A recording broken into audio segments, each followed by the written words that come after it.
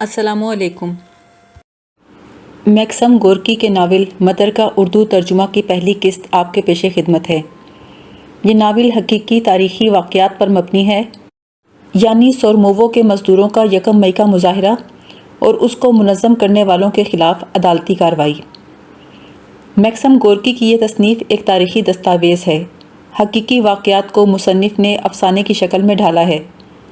Novel کے hero کے ساتھ جو واقعات پیش آئے ان کی بنیاد دراصل وہی واقعات ہیں جو سورمووو کے مزدور پیٹر زالوموف اور اس کی ماں کی زندگی میں پیش آئے۔ ناول کی ہیروئن نلونا، جسے اس کے بیٹے کے دوست پیار سے ننکو کہتے ہیں، ان معمولی مزدور عورتوں میں سے ایک ہے جو کارخانوں اور فیکٹریوں میں حد سے زیادہ کام کرتی ہیں اور اپنے گھروں پر لڑائی جھگڑے اور مار پیٹ کی ستائی ہوئی ہوتی ہیں۔ جب نلونا کا بیٹا پاویل ویلاسوف فیکٹری کی بستی کے طریقہ زندگی کو ٹھکرا کر مزدوروں کا رہنما بن جاتا ہے تو اس کی ماں بیٹے کے شانہ بشانہ کھڑی ہو جاتی ہے۔ اس تعارف کے بعد قسط نمبر 1 پیش خدمت ہے۔ کارخانے کی سیٹی روز مزدوروں کی بستی کے اوپر کثیف فضا میں تھر تھراتی ہوئی چیختی، اور اس بلاوے کی تعمیل میں اداس اور بیزار انسان نیند سے قبل از وقت بیدار ہو کر اپنے چھوٹے چھوٹے مٹیالے مکانوں سے خوفزدہ کیڑے مکوڑوں کی طرح نکل پڑتے۔ وہ سرد اور تاریک فضا میں کچی سڑک پر اس کارخانے کی اونچی پتھریلی کوٹریوں کی طرف چل کھڑے ہوتے جو ایک سرد مہر اور خشک خود اعتمادی کے ساتھ ان کا انتظار کرتا تھا۔ کیچڑ لوگوں کے پیروں کے نیچے چپچپاتی، لوگ بھاری اور نیند سے بوجھل آوازوں میں چلاتے اور گندی گالیوں کے شور سے فضا کو چیر دیتے۔ اس کے ساتھ ساتھ ان لوگوں کے کانوں میں دوسری آوازیں بھی آتیں، مشینوں کی بھدی بھنبھناہٹ اور بھاپ کی سنسناہٹ۔ شام کو جب سورج کی تھکی تھکی کرنیں مکانوں کی کھڑکیوں سے جھانکتیں تو کارخانہ لوگوں کو اپنے پتھریلے تہخانوں سے اگل دیتا، جیسے وہ محض میل کچیل ہوں۔ لوگ ایک بار پھر سڑکوں پر نکل آتے، تیل میں ڈوبے ہوئے اور چپچپاتے ہوئے سیاہ چہرے لیے۔ ان کے بھوکے دانت چمکتے ہوئے ہوتے تھے، ان کے جسموں سے مشینوں کے تیل کی بو نکلتی، ان کی آوازیں کراری اور پرجوش ہوتیں۔ ایک دن کا کام ختم ہو گیا، گھر پر کھانا اور آرام ان کے انتظار میں ہوں گے۔ دن کارخانے نے نگل لیا اور کارخانے کی مشینوں نے حسب ضرورت مزدوروں کی محنت نچوڑ لی۔ اتوار کو اور چھٹی کے دوسرے دنوں میں لوگ 10 بجے تک سوئے رہتے۔ باعزت شادی شدہ لوگ بہترین کپڑے پہن کر عبادت کے لیے جاتے، نوجوانوں کو ان کی مذہب سے لاتعلقی پر لعن طعن کرتے۔ عبادت کے بعد وہ گھر آتے، پیروگی کھاتے اور ایک بار پھر شام تک کے لیے سو جاتے۔ سال ہا سال کی جمع شدہ تھکن نے ان کی بھوک اڑا دی تھی، اس لیے وہ شراب سے بھوک کو تیز کرنے کی کوشش کرتے اور واڈکا کے تیز ڈنک سے اپنے معدوں میں ہیجان پیدا کرتے۔ شام کو وہ ہوا خوری کے لیے نکلتے۔ جن کے پاس ربڑ کے جوتے تھے وہ وہی پہنتے، چاہے زمین خشک ہو۔ جن کے پاس چھتریاں تھیں وہ چھتریاں لے کر چلتے، خواہ موسم خوشگوار ہو۔ اپنے دوستوں سے ملنے پر وہ ہمیشہ کارخانے اور مشینوں کی باتیں کرتے یا اپنے فورمین کا تذکرہ کرتے۔ جب گھر واپس آتے تو مرد اپنی بیویوں سے لڑتے جھگڑتے، انہیں مارتے پیٹتے۔ نوجوان شراب خانے میں یا اپنے دوستوں کے ہاں چلے جاتے، میوزک بجاتے، بھدی آواز میں گانے گاتے، گالیاں بکتے، بدمست ہو جاتے۔ وہ سخت محنت کی وجہ سے تھک کر چور تو ہوتے ہی تھے، چنانچہ ان پر فوراً نشہ طاری ہو جاتا اور عجیب ناقابل فہم کوفت اور جھنجھلاہٹ ان کے سینوں میں خلش پیدا کرتی۔ ذرا سی بات پر اشتعال میں آ کر ایک دوسرے پر وحشیانہ غصے کے ساتھ جھپٹ پڑتے۔ بعض اوقات یہ لڑائیاں چوٹوں اور زخموں پر ختم ہوتیں، بعض اوقات خون ریزی پر اور بعض اوقات قتل پر۔ ان کے باہمی تعلقات پر بغض و عناد کا احساس غالب تھا۔ یہ احساس اتنا ہی پرانا تھا جتنی ان کے پٹھوں کی ناقابل علاج تھکن۔ روح کا یہ روگ لوگ اپنے ساتھ لے کر پیدا ہوئے تھے۔ یہ تھکن انہیں باپ سے ورثے میں ملی تھی، اور مرتے دم تک ان کے ساتھ رہتی۔ تھکن کا احساس ان سے ایسی حرکتیں کرواتا جو سخت ناقابل نفرت معلوم ہوتی۔ اتوار کو نوجوان رات کو دیر سے گھر آتے، کپڑے پھٹے ہوئے، سر سے پاؤں تک خاک دھول میں اٹے ہوئے، آنکھیں سوجی ہوئی، ناک سے خون بہتا ہوا۔ کبھی شیخیاں بگاڑتے ہوئے آتے کہ دوستوں کو کیسا مزہ چکھایا، کبھی اپنی توہین پر افسردہ روتے ہوئے آتے۔ وہ نشے میں دھت، قابل رحم اور قابل نفرت لگتے۔ اکثر ماں باپ اپنے بیٹوں کو کسی دیوار کے سائے میں یا شراب خانے کے فرش پر شراب کے نشے میں بے ہوش پڑا پاتے انہیں برے الفاظ میں کوستے۔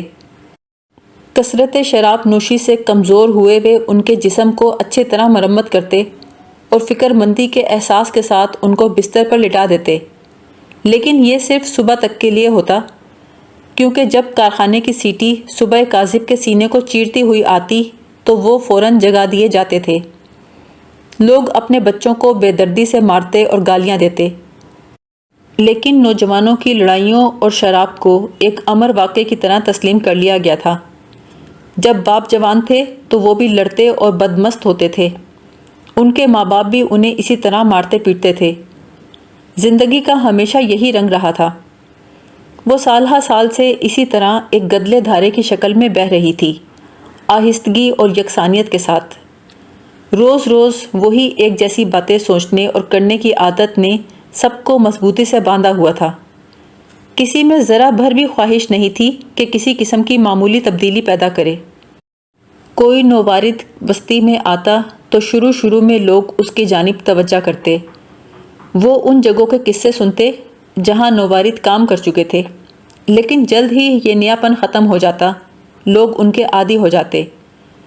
نووارد جو کچھ بتاتے تھے اس سے صاف ظاہر ہوتا کہ محنت کشوں کی زندگی ہر جگہ یکساں ہے، اور اگر یہ سچ تھا تو پھر باتیں کرنے کو رہ کیا جاتا ہے۔ لیکن نوواردوں میں سے کچھ لوگ ایسی چیزوں کے بارے میں باتیں کرتے جو بستی والوں کے لیے نئی ہوتی۔ کوئی ان سے بحث نہ کرتا، لیکن ہر شخص ان کی باتوں کو شک و شبے کے ساتھ سنتا۔ بعض لوگ جھنجھلا جاتے، بعض خطرہ محسوس کرتے۔ چند لوگوں کو امید کا سایہ تشویش اور الجھن میں ڈال دیتا، لہٰذا وہ اور زیادہ شراب پیتے تاکہ ناگوار اندیشوں کو دل سے نکال سکیں۔ اگر بستی والوں کو کسی نووارد میں کوئی غیر معمولی بات نظر آتی تو وہ اسے تشویش کی نظروں سے دیکھتے اور ہر شخص کی طرف سے محتاط اور چوکنا رہتے، جیسے انہیں یہ خطرہ ہو کہ یہ شخص ان کی زندگی کی اداس اور یکساں باقاعدگی کو درہم برہم کر دے گا۔ ان کی کٹھن زندگیاں پرسکون اور خاموش تھیں۔ لوگ اس بات کے عادی تھے کہ زندگی انہیں ایک ہی انداز سے کچلے، اور چونکہ انہیں بہتری کی امید نہیں تھی، اس لیے انہیں یقین تھا کہ ہر تبدیلی ان کی مشکلات میں اضافہ ہی کرے گی۔ بستی کے محنت کش خاموشی کے ساتھ ایسے لوگوں سے پہلو بچا جاتے جو نئے خیالات پیش کرتے، اس لیے نووارد اکثر وہاں سے واپس چلے جاتے تھے۔ اگر کبھی رک جاتے تو رفتہ رفتہ وہ بھی دوسروں جیسے ہو جاتے۔ ایسی زندگی کے 50 سال گزرنے کے بعد آدمی مر جاتا تھا۔ میخائیل ولاسوف کی زندگی بھی اسی طرح گزر رہی تھی۔ وہ ایک بد مزاج مستری تھا جس کی آنکھیں چھوٹی چھوٹی، شکی پن اور کینہ پروری کے ساتھ چمکتی تھیں۔ وہ کارخانے کا سب سے اچھا مستری اور بستی کا سب سے طاقتور آدمی تھا، لیکن اپنے بالا دستوں کے ساتھ بد مزاجی سے پیش آتا اور اسی وجہ سے کم پیسے کماتا تھا۔ چھٹی کے روز کسی نہ کسی کو مار پیٹ بیٹھتا، اسی لیے لوگ اسے ناپسند کرتے تھے۔ جب کبھی ولاسوف دیکھتا کہ کئی لوگ اس کا مقابلہ کرنے کے لیے آ رہے ہیں تو وہ کوئی پتھر یا لکڑی یا لوہے کی سلاخ اٹھا لیتا، دونوں پیر پھیلا کر کھڑا ہو جاتا۔ اس کے بالوں بھرے بازو اور اس کا چہرہ جس پر آنکھوں سے لے کر گردن تک داڑھی تھی، لوگوں کو خوفزدہ کرنے کے لیے کافی تھے۔ وہ جھلا کر کہتا، کتے کے پلو، دفان ہو جاؤ یہاں سے۔ اس کے پیلے دانت اس کی داڑھی میں سے چمکتے اور لوگ رفو چکر ہو جاتے، جاتے جاتے گالیوں کی بوچھاڑ کرتے۔ وہ ان کی طرف دیکھ کر حقارت سے چیختا، کتے کے پلے، کون مرنا چاہتا ہے؟ مرنا کوئی نہیں چاہتا تھا۔ وہ کم سخن تھا، کتے کا پلہ اس کا پسندیدہ فقرہ تھا۔ وہ پولیس والوں اور افسروں اور اپنے کارخانے کے حکام کے لیے یہی گالی استعمال کرتا تھا۔ اپنی بیوی کو ہمیشہ کتیا کہتا تھا۔ اے کتیا، دیکھتی نہیں میری پتلون پھٹ گئی ہے۔ جب اس کا بیٹا پاویل 14 برس کا تھا تو ایک بار اسے بالوں سے پکڑ کر اٹھانے ہی والا تھا کہ پاویل نے ایک وزنی ہتھوڑا اٹھا کر کہا، بہت ہو گیا، اب میں برداشت نہیں کروں گا۔ اس نے ایک نظر بیٹے کو دیکھا اور ہنس کر بولا، اچھی بات ہے کتے کا پلہ۔ پھر بیوی سے بولا، اب مجھ سے پیسے مت مانگنا، اب تمہیں پاویل کما کر کھلائے گا۔ بیوی نے ہمت کر کے پوچھا، تو تم اپنی ساری تنخواہ شراب میں ہی اڑا دو گے؟ تجھ سے کوئی غرض نہیں کتیا، اگر ضرورت ہوگی تو ایک عورت بھی کر لوں گا۔ اس نے کوئی عورت تو نہ کی، لیکن اس وقت سے اپنی موت تک تقریباً 2 سال اس نے اپنے بیٹے کو ہمیشہ نظر انداز کیا، اس سے کبھی بات نہ کی۔ اس کا معمول تھا کہ چھٹی کے دن ایک شراب خانے سے دوسرے شراب خانے میں جاتا رہتا۔ جب خوب پی پلا کر گھر آتا تو کھانے کے لیے بیٹھ جاتا۔ کھانے کے بعد اگر اس کی بیوی میز صاف کرنے میں ذرا سی دیر کرتی تو وہ سارے برتن اٹھا کر پھینک دیتا۔ اپنے سامنے واڈکا کی بوتل رکھتا تھا، دیوار سے پیٹھ لگاتا اور آنکھیں بند کر لیتا۔ غمناک بھونڈی آواز میں کوئی اندوہگی گیت شروع کرتا۔ اس کے گانے کے الفاظ مبہم اور منتشر ہوتے جیسے گیدڑ کے رونے کی آواز۔ جب تک واڈکا ختم نہیں ہوتی وہ گاتا رہتا۔ اس کے بعد یا تو بینچ پر گر جاتا یا میز پر سر رکھ لیتا اور کارخانے کی سیٹی بجنے تک سوتا رہتا۔ وہ فتق کے مرض میں مبتلا ہو کر مرا۔ 5 دن تک بستر پر تڑپتا رہا۔ اس کا چہرہ سیاہ ہو گیا، آنکھیں بند تھیں، دانت پیس رہا تھا۔ کبھی کبھی بیوی سے کہتا، مجھے تھوڑا سا سنکیا کھلا دے، مجھے زہر دے دے۔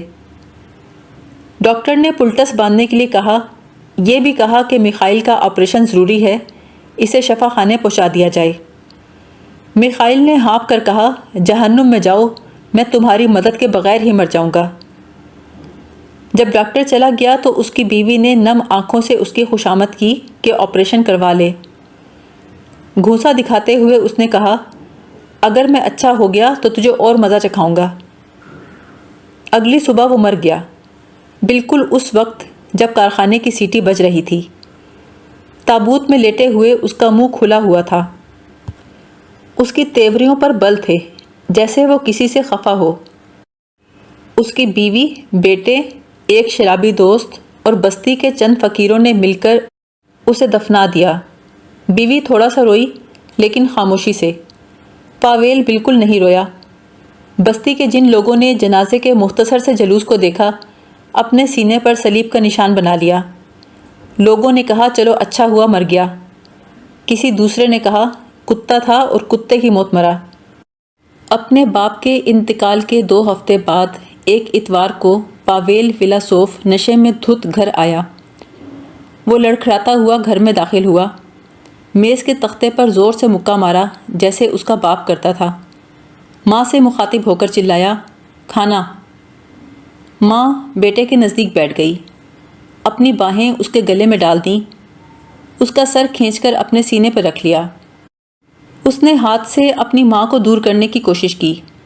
جلدی کرو ماں، اس کی ماں نے افسوس اور محبت سے کہا، نادان بچہ۔ وہ بولا، میں پائپ بھی پیوں گا، بابا کا پائپ مجھے دو۔ وہ پہلی بار نشے سے بدمست ہو کر گھر آیا تھا۔ واڈکا نے اس کے جسم کو کمزور کر دیا تھا، مگر اس کا شعور ختم نہیں ہوا تھا۔ اس کے ذہن میں یہ سوال ابھر رہا تھا، کیا میں نشے میں ہوں؟ وہ اپنی ماں کی نرمی اور شفقت سے الجھن میں پڑ گیا۔ ماں کی آنکھوں میں تکلیف دیکھ کر متاثر ہوا۔ وہ رونا چاہتا تھا، اپنے آنسوؤں کو روکنے کے لیے اپنے آپ کو بدمست ظاہر کرنے لگا۔ اس کی ماں نے اس کے الجھے ہوئے بالوں کو تھپ تھپایا اور آہستہ سے کہا، تمہیں ایسا نہیں کرنا چاہیے تھا۔ اسے متلی تھی۔ طے کرنے کے بعد ماں نے اسے بستر پر لٹا دیا، اس کے زرد ماتھے پر ایک گیلا تولیہ رکھ دیا۔ اسے تھوڑا ہوش بھی آیا لیکن اس کا سر چکرا رہا تھا۔ اس نے نیم وا آنکھوں سے اپنی ماں کے چہرے کو دیکھا اور سوچا معلوم ہوتا ہے ابھی میں شراب کے لیے کم عمر ہوں۔ دوسرے لوگ بھی پیتے ہیں، انہیں تو کچھ نہیں ہوتا، لیکن میری طبیعت خراب ہو گئی۔ کہیں بہت دور سے اس کی ماں کی نرم آواز آئی، اگر تم نے پینا شروع کر دیا تو میرا خرچ کیسے برداشت کرو گے؟ اس نے آنکھیں بند کر کے کہا، ہر شخص پیتا ہے۔ اس کی ماں نے ٹھنڈا سانس بھر کے سوچا، شراب خانہ وہ واحد جگہ ہے جہاں لوگ بامشکل خوشی حاصل کر سکتے ہیں۔ آخر اس نے کہا، تم شراب مت شروع کرو، تمہارے باپ نے اپنے اور تمہارے دونوں کے حصے سے زیادہ پی لی، اس کے ہاتھوں مجھے کچھ کم تکلیف نہیں پہنچی، کیا تمہیں اپنی ماں پر ذرا بھی ترس نہیں آتا؟ ان درد بھرے الفاظ کو سنتے سنتے پاویل کو خیال آیا کہ اپنے باپ کی زندگی میں اسے ماں کے وجود کا احساس نہیں تھا، کیونکہ اس نے ہمیشہ مار پیٹ کے خوف میں زندگی گزاری تھی، اور خود پاویل جہاں تک ممکن ہوتا گھر سے باہر رہتا تھا تاکہ باپ سے سامنا نہ ہو، اسی لیے وہ ماں سے بھی دور ہو گیا تھا۔ جب اس کا نشہ کم ہوا تو اس نے ماں کو غور سے دیکھا۔ وہ لمبی تھی، کسی حد تک جھکی ہوئی، اس کے جسم پر سخت محنت اور شوہر کی مار پیٹ کے نشان تھے۔ وہ دبے پاؤں اور کچھ آڑا ہو کر چلتی، جیسے اسے ہمیشہ ڈر رہتا ہو کہ کسی چیز سے ٹکرا نہ جائے۔ اس کا چہرہ جھریوں سے بھرا تھا، آنکھیں سیاہ تھیں جن میں خوف اور غم تھا، جیسا کہ بستی کی زیادہ تر عورتوں کی آنکھوں میں تھا۔ اس کی سیدھی بھاؤں کے اوپر ایک گہرے زخم کا نشان تھا، جس کی وجہ سے بھاؤں ذرا اوپر چڑھ گئی تھی، اسی لیے اس کے چہرے پر ایک ایسے آدمی کسی کیفیت طاری رہتی جو فکر مندی کے ساتھ چوکس رہتا ہو۔ اس کے گھنے بالوں میں کہیں کہیں سفید لکیریں چمکنے لگی تھیں۔ وہ سر تپا، نرم دلی، حزن و ملال اور تسلیم و رضا کا مجسمہ تھی۔ آنسو اس کے گالوں سے ہو کر نیچے ٹپک رہے تھے۔ اس کے بیٹے نے آہستہ سے کہا، رو مت، مجھے تھوڑا سا پانی لا دو، میں تمہارے لیے برف کا پانی لاتی ہوں۔ جب وہ واپس آئی تو وہ سو چکا تھا۔ ایک لمحے تک وہ اسے دیکھتی رہی، ڈونگا اس کے ہاتھ میں کانپ رہا تھا۔ پھر اس نے ڈونگے کو میز پر رکھ دیا اور مقدس تصویروں کے سامنے خاموشی سے گھٹنوں کے بل جھک گئی۔ اس چھوٹے سے گھر میں زندگی پہلے سے زیادہ سکون اور خاموشی کے ساتھ اور دوسرے گھروں سے ذرا مختلف انداز میں گزرنے لگی۔ ان کا گھر بستی کے کنارے دلدل کے قریب تھا۔ گھر کا 1/3 حصہ باورچی خانے اور ایک چھوٹے سے کمرے نے گھیر رکھا تھا۔ ماں وہیں سوتی تھی۔ باقی 2/3 حصے میں ایک چوکور کمرہ تھا جس میں 2 کھڑکیاں تھیں۔ ایک کونے میں پاویل کا بستر تھا، دوسرے کونے میں ایک میز اور 2 بینچ تھے۔ کمرے میں چند کرسیاں، ایک چھوٹے سے آئینے والی سنگار میز، کپڑوں کا صندوق، دیوار پر لگی ہوئی گھڑی اور کونے میں رکھی ہوئی 2 مقدس تصویروں کے علاوہ کچھ نہ تھا۔ پاویل نے وہ سب کچھ کیا جس کی ایک نوجوان سے توقع کی جاتی تھی۔ اس نے اپنے لیے ایک اکارڈین خریدا، کلف لگی قمیص خریدی، ایک بھڑکیلی ٹائی، ربڑ کے جوتے، ایک چھڑی خریدی اور ہمجولیوں میں شامل ہو گیا۔ شام کو وہ دعوتوں میں جاتا، ناچ سیکھتا، اتوار کو خوب پی پلا کر گھر پہنچتا۔ واٹکا کی وجہ سے اس کی طبیعت ہمیشہ خراب ہو جاتی۔ پیر کی صبح کو جاگتا تو اس کے سر میں درد ہوتا، سینے میں سوزش اور چہرے پر زردی اور تکلیف کے آثار۔ ایک مرتبہ ماں نے پوچھا، کل رات بہت اچھا وقت کٹا کیا؟ اس نے بیزار ہو کر کہا، واہیات، اس سے اچھا تو مچھلی کا شکار ہے، یا پھر میں بندوق خریدوں گا اور شکار کو جاؤں گا۔ وہ مستعدی سے کام کرتا، کبھی ناغہ نہ کرتا، کبھی سستی کی وجہ سے اس پر جرمانہ نہ ہوا۔ وہ خاموش کم سخن لڑکا تھا۔ اس کی نیلگوں آنکھیں جو ماں کی طرح بڑی بڑی تھیں، ان میں بے اطمینانی اور بے چینی تھی۔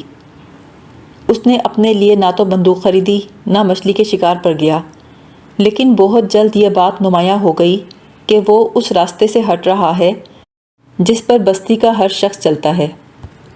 اب وہ دعوتوں میں بہت کم جاتا۔ اس کے دوست ملنے آتے، لیکن اکثر اسے گھر پر نہ پا کر انہوں نے آنا چھوڑ دیا۔ ہر اتوار کو وہ غائب ہو جاتا، لیکن گھر واپس آتا تو بغیر پیے پلائے۔ ماں کی تیز نگاہوں نے دیکھ لیا تھا کہ بیٹے کا بھورا چہرہ دبلا ہوتا جا رہا ہے۔ آنکھیں پہلے سے زیادہ سنجیدہ ہو گئی ہیں، ہونٹ مضبوطی سے بھج کر سفید لکیر بن گئے ہیں۔ یقیناً وہ دل میں کوئی شکایت دبائے پھر رہا ہے یا کسی بیماری کی وجہ سے گھل رہا ہے۔ اس کی ماں خوش تھی کہ اس کا بیٹا کارخانے کے دوسرے نوجوانوں سے مختلف تھا، لیکن وہ ایک مبہم سا خوف محسوس کیے بغیر نہ رہ سکی۔ کبھی کبھی وہ اس سے پوچھتی، پاشا تم بالکل اچھے ہو نا؟ وہ جواب دیتا، میں بالکل اچھا ہوں۔ وہ ٹھنڈا سانس بھر کے کہتی، تم اتنے دبلے ہو رہے ہو۔ پھر اس نے گھر میں کتابیں لانا شروع کر دیں۔ وہ انہیں چوری چھپے پڑھتا اور ختم کرنے کے بعد چھپا دیتا۔ کبھی کبھی وہ کسی کتاب میں سے کچھ لکھ لیتا اور کاغذ کو چھپا دیتا۔ ماں بیٹا دونوں بہت کم باتیں کرتے اور بہت تھوڑی دیر کے لیے ایک دوسرے سے ملتے تھے۔ صبح وہ خاموشی سے چائے پیتا اور کام پر چلا جاتا۔ دوپہر کو کھانے کے لیے آتا، اس دوران ادھر ادھر کی باتیں کر لیتے۔ اس کے بعد وہ شام تک کے لیے پھر غائب ہو جاتا۔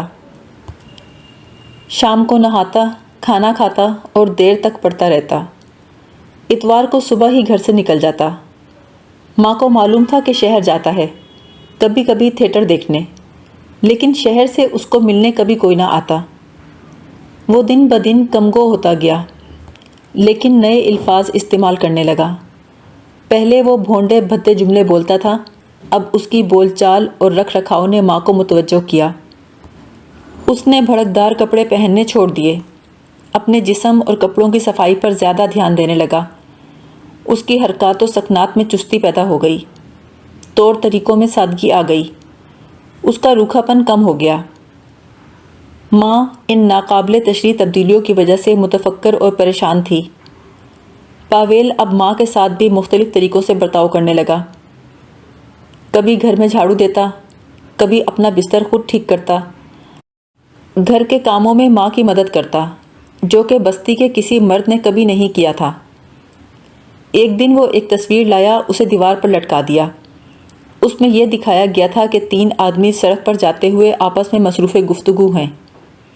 پاویل نے ماں کو سمجھایا، ازسر نو زندہ ہونے کے بعد عیسیٰ مسیح اماوس کی طرف جا رہے ہیں۔ تصویر دیکھ کر ماں بہت خوش ہوئی، لیکن دل میں سوچا، اگر یسوع مسیح اسے اتنے ہی عزیز ہیں تو یہ گرجا کیوں نہیں جاتا؟ پاویل کے ایک بڑے ہی دوست نے اسے جو شیلف بنا کر دی تھی، اس پر کتابوں کی تعداد بڑھنے لگی۔ وہ ماں کو آپ کہہ کر پکارنے لگا۔ کبھی کبھی کہتا، اماں جی میرے لیے پریشان نہ ہونا، آج میں رات کو دیر سے آؤں گا۔ اسے پاویل کے الفاظ میں مضبوطی اور سنجیدگی محسوس ہوتی، پھر بھی اس کی تشویش اور پریشانی بڑھ رہی تھی، جس کی وجہ اسے سمجھ نہ آتی۔ وہ سوچتی، آخر یہ دوسرے لوگوں کی طرح، عام آدمیوں کی طرح کیوں نہیں رہتا؟ بالکل راہب لگتا ہے، اس عمر میں اتنا سنجیدہ۔ پھر سوچتی، ممکن ہے کوئی لڑکی اس کی دوست ہو، لیکن لڑکیوں سے دوستی کے لیے روپیہ چاہیے، اور وہ تو اپنی تمام تنخواہ ماں کے ہاتھ میں رکھ دیتا تھا۔ اسی طرح ہفتے اور مہینے گزر گئے، یہاں تک کہ 2 سال بیت گئے۔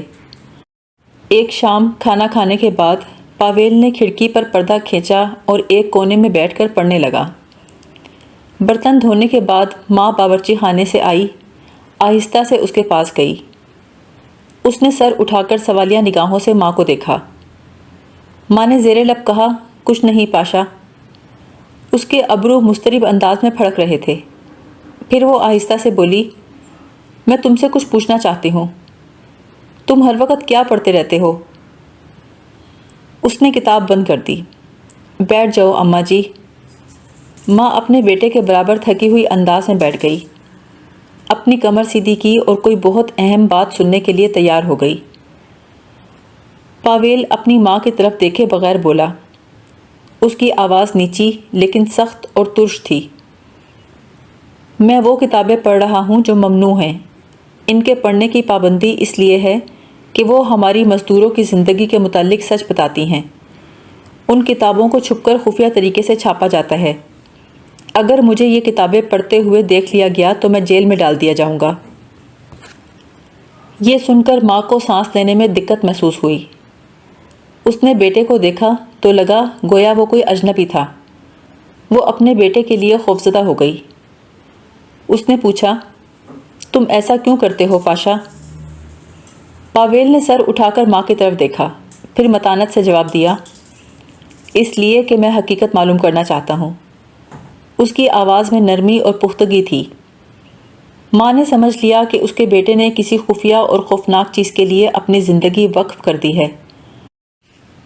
وہ زندگی میں ہر چیز کو ناگزیر سمجھ کر بے چوں چراں تسلیم اور قبول کر لیتی تھی، اس لیے وہ خاموشی سے روتی رہی۔ وہ صدمے سے اتنی مغلوب ہو گئی کہ بات کرنے کو الفاظ نہیں تھے۔ پاویل نے نرمی سے کہا، رو مت ماں، ذرا سوچو ہم کیسی زندگی گزارتے ہیں۔ ایک تم ہو، 40 برس کی عمر میں اب تک تم نے کیا پایا؟ باپ نے ہمیشہ تمہیں مارا۔ اب میں سمجھتا ہوں وہ اپنی پریشانیوں کا، اپنی زندگی کی تلخیوں کا غصہ تم پر اتارتے تھے۔ انہوں نے 30 برس مزدوری کی، اس وقت کام شروع کیا جب سارے کارخانے میں صرف 2 کھاتے اکاؤنٹ تھے، اب 7 ہیں۔ وہ اس کی باتیں بڑے ذوق و شوق سے مگر خوف کے ساتھ سنتی رہی۔ بیٹے کی آنکھوں میں دلکش چمک تھی۔ میز پر آگے کی طرف جھک کر وہ ماں کے بھیگے ہوئے چہرے کے قریب ہوا۔ آج اس صداقت کے متعلق اس نے پہلی تقریر کی تھی جسے اس نے سمجھ لیا تھا۔ اس نے ان چیزوں کے متعلق باتیں کیں جو اس پر واضح ہو چکی تھیں۔ اس کا مقصد اپنی ماں کو یقین دلانا نہیں بلکہ خود اپنا امتحان لینا تھا۔ کبھی وہ الفاظ نہ ملنے کی وجہ سے رک جاتا، پھر اسے احساس ہوتا کہ اس کے سامنے وہ چہرہ ہے جس میں دکھ درد ہے، جس کی پیار بھری آنکھیں آنسوؤں کے پیچھے چمک رہی ہیں۔ وہ آنکھیں مروب ہو کر اس کی طرف دیکھ رہی تھیں۔ اپنی ماں کے لیے اس کا دل رنج اور افسوس سے بھر گیا۔ اس نے پھر باتیں شروع کیں تو خود ماں کے متعلق کیں، اس کی زندگی کے متعلق۔ کہنے لگا، تمہیں کبھی کوئی مسرت حاصل نہیں ہوئی، ماضی نے تمہیں کیا دیا جسے تم یاد کر سکو؟ وہ سن رہی تھی، غمناک انداز میں اپنا سر ہلا رہی تھی۔ اسے کسی نئی نامعلوم چیز، کسی مسرت آمیز اور دردناک چیز کا احساس ہو رہا تھا جو اس کے دکھے ہوئے دل کے لیے مرہم تھا۔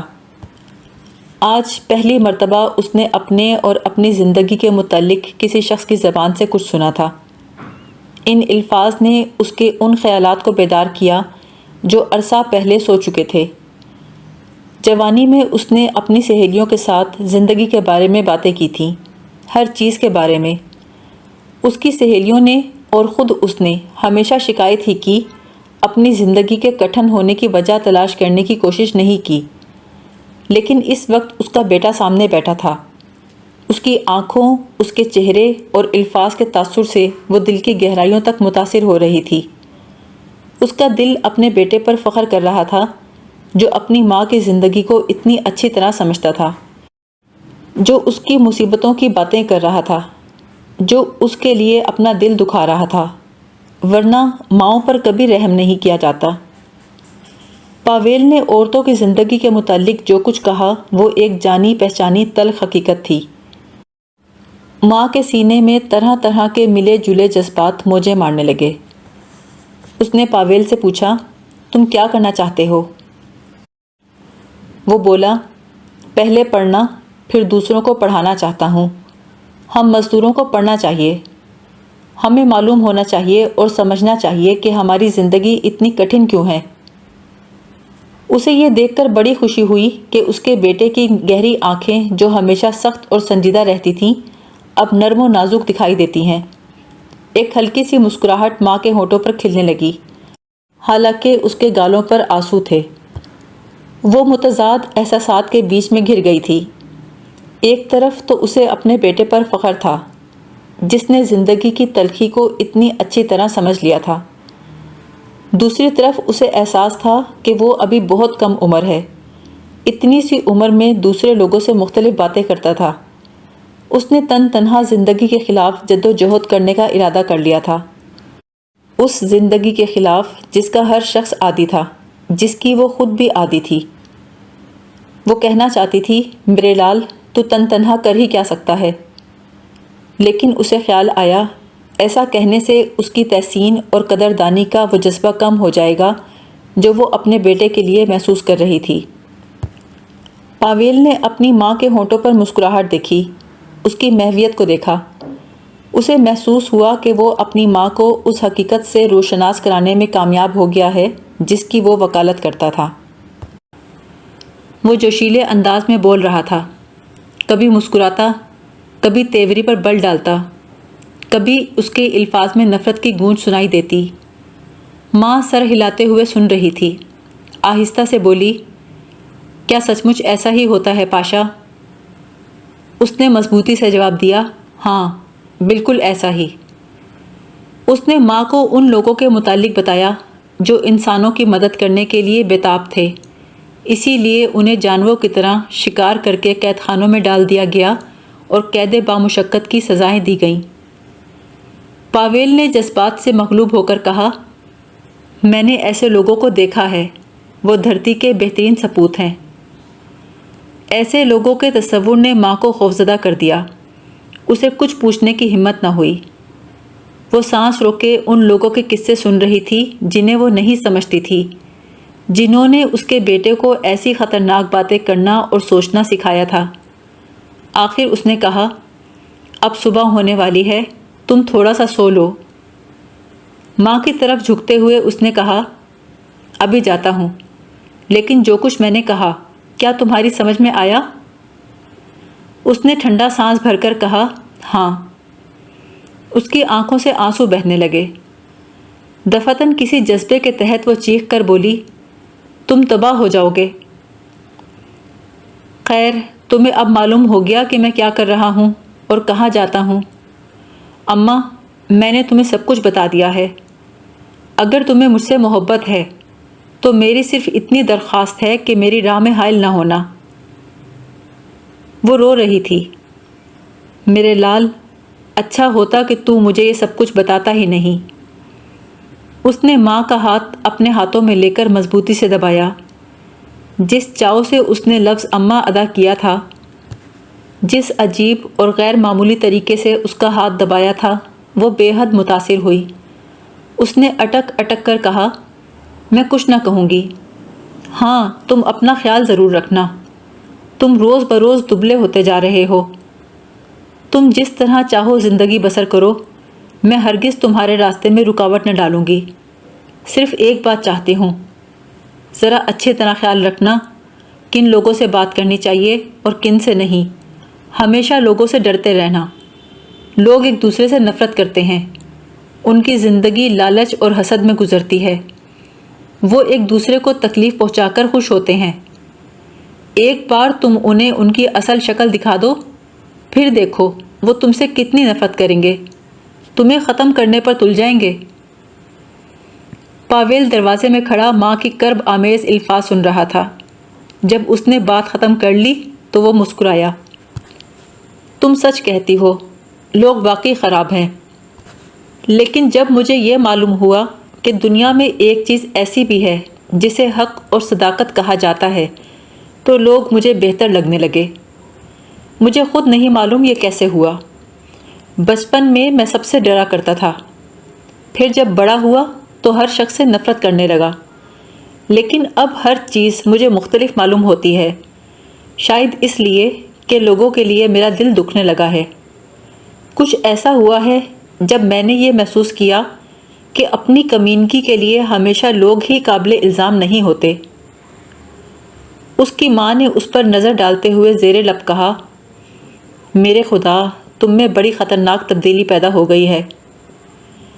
جب وہ سو گیا تو ماں خاموشی سے اٹھی اور اپنے بستر پر چلی گئی۔ اس کے ہونٹ بے آواز طریقے سے ہل رہے تھے، موٹے موٹے آنسو بہہ بہہ کر نیچے گر رہے تھے۔ وہ لوگ پھر اپنی خاموش زندگی پہلے کی طرح گزارنے لگے۔ ایک ہفتے کے وسط میں تہوار کے دن گھر سے جاتے ہوئے پاویل نے ماں کی طرف مڑ کر کہا، سینچر کو کچھ لوگ شہر سے مجھے ملنے آئیں گے۔ اس کی ماں نے دہرایا، شہر سے؟ پھر دفعتاً وہ سسکیاں لینے لگی۔ پاویل نے جھلا کر کہا، ماں کیا بات ہے، ڈرتی ہو؟ اس نے اعتراف کیا، ہاں۔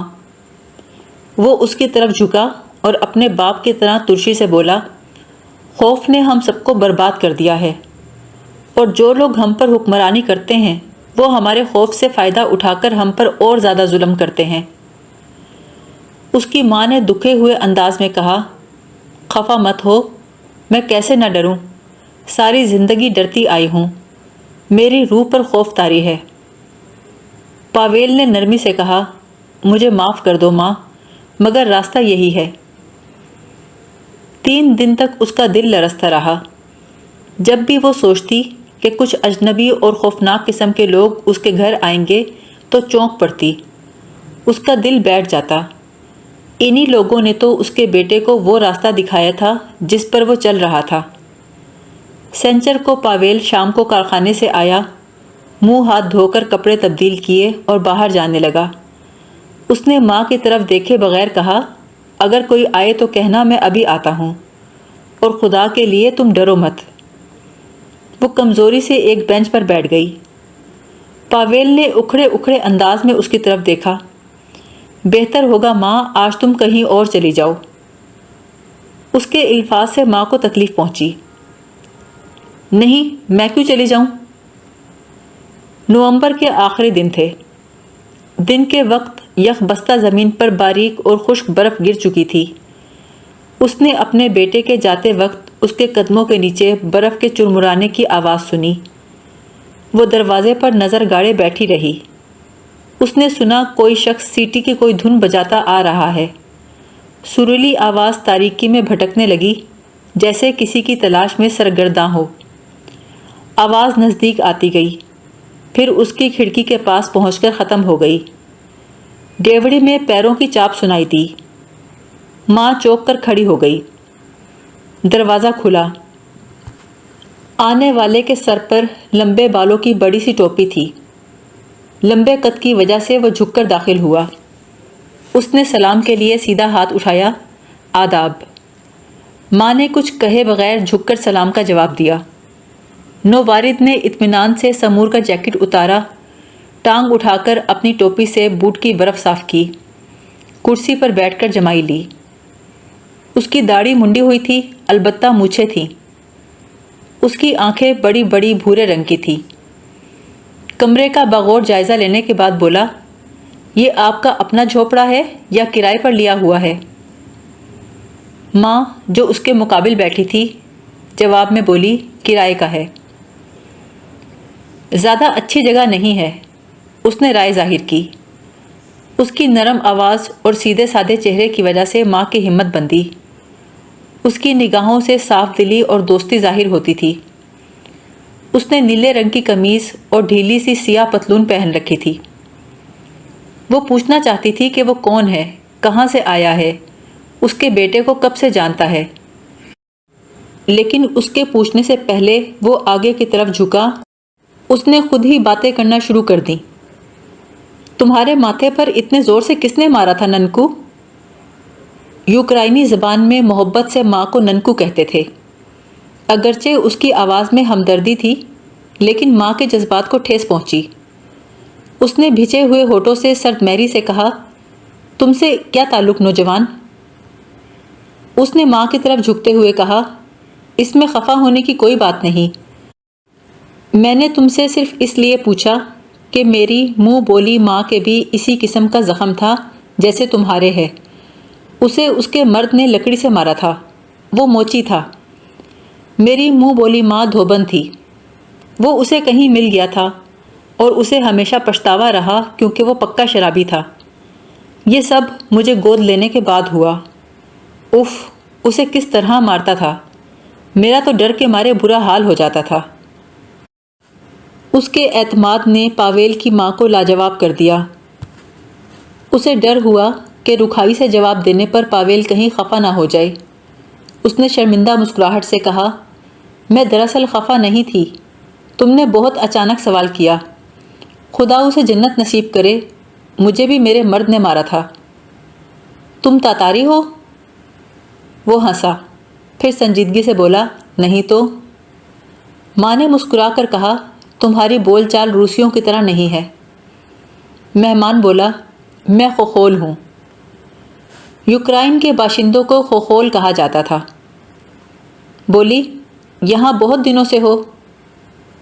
اس نے جواب دیا، شہر میں تو تقریباً سال سے ہوں، لیکن کارخانے میں آئے ہوئے 1 مہینہ ہوا۔ تمہارا بیٹا اور چند اچھے لوگ مل گئے، اس لیے میرا خیال ہے شاید اب یہی رہوں گا۔ اسے یہ شخص اچھا لگا۔ اس نے اس کے بیٹے کے متعلق خیر کے کلمات کہے تھے۔ اس نے پوچھا، 1 پیالی چائے تو ضرور پیو گے؟ اس نے شانوں کو ہلکی سی جنبش دیتے ہوئے کہا، صرف میں ہی کیوں پیوں، دوسروں کو بھی آنے دو، پھر ہم سب کی خاطر کرنا۔ اس کے الفاظ نے ماں کے خوف کو پھر تازہ کر دیا۔ اس نے سوچا، کاش دوسرے لوگ بھی اس شخص کی طرح ہوں۔ ڈیوڑی میں ایک بار پھر پیروں کی چاپ سنائی دی۔ دروازہ تیزی سے کھلا۔ ماں کھڑی ہو گئی۔ اسے یہ دیکھ کر تعجب ہوا کہ ایک چھوٹی سی لڑکی داخل ہوئی ہے۔ کسانوں کی طرح سیدھا سادہ سا چہرہ، سنہرے بالوں کی موٹی سی چوٹی۔ لڑکی نے پوچھا، مجھے دیر تو نہیں ہوئی؟ خوخول نے کہا، نہیں، کیا پیدل آئی ہو؟ اور نہیں تو کیا۔ پھر وہ ماں کی طرف دیکھ کر بولی، آداب، میرا نام نتاشا ہے۔ آپ پاویل میخائیلوچ کی ماں ہیں؟ اس نے کہا، ہاں۔ لڑکی بولی، آپ کا نام کیا ہے؟ پلاگیا نلونا۔ لڑکی نے اوور کوٹ اتارتے ہوئے کہا، باہر بے انتہا سردی ہے۔ اس کی آواز گہری اور لطیف تھی۔ اس کا دہن چھوٹا سا اور ہونٹ بھرے بھرے تھے۔ اس نے اپنے چھوٹے چھوٹے ہاتھوں سے، جو سردی کی وجہ سے سوج گئے تھے، اپنے رخساروں کو رگڑا۔ فرش پر اپنے جوتوں کی ایڑیوں سے شور مچاتی ہوئی دوسرے کمرے میں داخل ہو گئی۔ ماں نے دل میں سوچا، یہ لڑکی ربڑ کے جوتے نہیں پہنتی۔ لڑکی نے تھر تھراتے ہوئے کہا، میں تو سردی سے بالکل جم گئی۔ ماں جلدی سے باورچی خانے کی طرف جاتے ہوئے بولی، ٹھہرو، میں ابھی سماوار رکھتی ہوں۔ اسے محسوس ہوا کہ وہ اس لڑکی سے بہت عرصے سے واقف ہے اور ایک ماں کی ہمدردانہ محبت کے ساتھ اسے چاہتی ہے۔ دوسرے کمرے میں ہونے والی گفتگو کو سن کر ماں کے ہونٹوں پر مسکراہٹ آ گئی۔ کیا سوچ رہے ہو نخود کا؟ لڑکی نے دریافت کیا۔ خوخول نے آہستہ سے جواب دیا، کوئی خاص بات نہیں، اس بیوہ کی آنکھیں بڑی اچھی ہیں۔ میں سوچ رہا تھا ممکن ہے میری ماں کی آنکھیں بھی ایسی ہی ہوں۔ میں اکثر اپنی ماں کے متعلق سوچتا ہوں۔ مجھے ایسا محسوس ہوتا ہے کہ وہ زندہ ہے۔ لیکن تم نے تو کہا تھا ان کا انتقال ہو گیا۔ میں اپنی ماں کی بات کر رہا ہوں۔ انتقال تو میری منہ بولی ماں کا ہوا تھا۔ میری اپنی ماں شاید سڑکوں پر بھیک مانگ رہی ہوگی، واڈکا پی رہی ہوگی۔ جب زیادہ پی لیتی ہوگی تو شاید پولیس والے اسے تھپڑ مارتے ہوں گے۔ پاویل کی ماں نے ٹھنڈا سانس لیتے ہوئے سوچا، بیچارہ لڑکا۔ نتاشا نے کوئی بات کی۔ خوخول نے جواب دیا، تم تو ابھی بالکل بچہ ہو، تم نے ابھی دنیا نہیں دیکھی۔ انسان کو جنم دینا بڑا کٹھن کام ہے، اور اس سے بھی زیادہ مشکل کام ہے اسے شرافت سکھانا۔ ماں نے اپنے آپ سے کہا، ہائے بیچارہ۔ اس کا جی چاہا وہ خوخول کے پاس جا کر ہمدردی کے الفاظ کہے۔ اسی وقت دروازہ کھلا اور بستی کا سب سے عقل کھرا لڑکا نکولائی شکوف داخل ہوا۔ وہ ہمیشہ روکھے پن سے رہتا تھا۔ اسے دیکھ کر ماں نے حیرت سے پوچھا، کیا بات ہے نکولائی؟ اس نے ماں کو سلام کیے بغیر دریافت کیا، پاویل گھر میں ہے؟ نہیں۔ پھر وہ بولا، آداب ساتھیوں۔ نتاشا نے اس سے اس طرح ہاتھ ملایا جیسے اس سے مل کر خوشی ہوئی ہو، تو ماں کو تعجب ہوا۔ نکولائی کے بعد 2 اور آدمی آئے، وہ بھی نوعمر لڑکے تھے۔ ان میں سے ایک کو ماں جانتی تھی۔ نقشہ تیکھا سا تھا، بال گھنگریالے اور ماتھا چوڑا۔ اس کا نام فیودر تھا۔ وہ کارخانے کے پرانے مزدور سیزوف کا بھتیجا تھا۔ دوسرا لڑکا شرمیلا سا تھا۔ اس کے بال سیدھے سر سے چپکے ہوئے تھے۔ ماں اسے نہیں جانتی تھی، لیکن اسے دیکھ کر کوئی خوف پیدا نہیں ہوا۔ سب سے آخر میں پاویل کمرے میں داخل ہوا۔ اس کے ساتھ کارخانے کے 2 نوجوان مزدور بھی تھے۔ پاویل نے نرمی اور ملائمت سے کہا، تم نے سماوار چڑھا بھی دیا، بہت شکریہ ماں۔ ماں نے پوچھا، میں جا کر تھوڑی سی واڈکا خرید لاؤں؟ پاویل نے مسکرا کر کہا، ہم شراب نہیں پیتے۔ ماں کو خیال آیا، اس کے بیٹے نے مذاق سے اس اجتماع کے خطرے کو بڑھا چڑھا کر بیان کیا تھا۔ اس نے زیر لب پوچھا، یہی وہ لوگ ہیں جنہیں قانون خطرناک کہتا ہے؟ پاویل نے جواب دیا، ہاں یہی ہیں، اور دوسرے کمرے میں چلا گیا۔ وہ ذرا اونچا بولی، کیا واقعی؟ اور سوچنے لگی، ابھی تک بالکل بچہ ہی ہے۔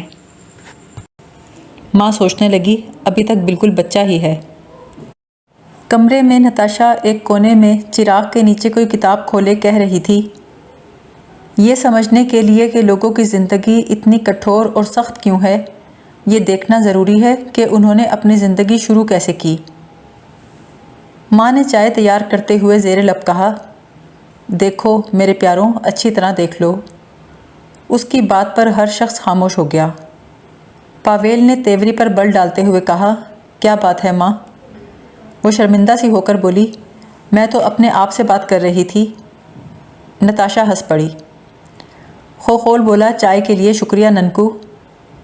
اس نے بیٹے سے پوچھا، میں مخل تو نہیں ہو رہی؟ پاویل کی جگہ نتاشا نے جواب دیا، میزبان اپنے مہمانوں میں مخل نہیں ہوتا، لیکن ذرا مجھے جلدی سے چائے دے دو، سر سے پاؤں تک کانپ رہی ہوں۔ اس کا لہجہ کچھ فریادی، کچھ شکایتی، بالکل بچوں جیسا تھا۔ ماں نے جلدی سے کہا، ابھی دیتی ہوں۔ نتاشا چائے پی چکی تو اپنی چوٹی کو کندھے کے پیچھے ڈال کر کتاب سے دوبارہ پڑھنے لگی۔ وہ کہانی وحشی انسانوں کے متعلق تھی جو کبھی گپاؤں میں رہتے تھے، پتھروں سے شکار کرتے تھے۔ ماں برابر پاویل کی طرف دیکھ رہی تھی۔ وہ چاہتی تھی کہ اس سے پوچھے، اس داستان میں کون سی چیز ممنوع ہو سکتی ہے؟ جلد ہی وہ کتاب سنتے سنتے تھک گئی۔ اس نے مہمانوں کا مطالعہ کرنا شروع کر دیا، لیکن چوری چوری، تاکہ نہ تو اس کا بیٹا اور نہ دوسرے لوگ اس بات کو محسوس کریں۔ پاویل نتاشا کے پاس ہی بیٹھا تھا۔ وہ سب سے زیادہ خوبصورت تھا۔ نتاشا کتاب پر جھکی ہوئی تھی۔ اسے بار بار بالوں کو ٹھیک کرنا پڑ رہا تھا جو اڑ اڑ کر اس کی کنپٹیوں پر آ رہے تھے۔ خوخول میز کے دوسرے کنارے پر بے تعلقی سے پاؤں پسارے بیٹھا تھا۔ نکولائی شکوف کرسی پر تن کر سیدھا بیٹھا تھا۔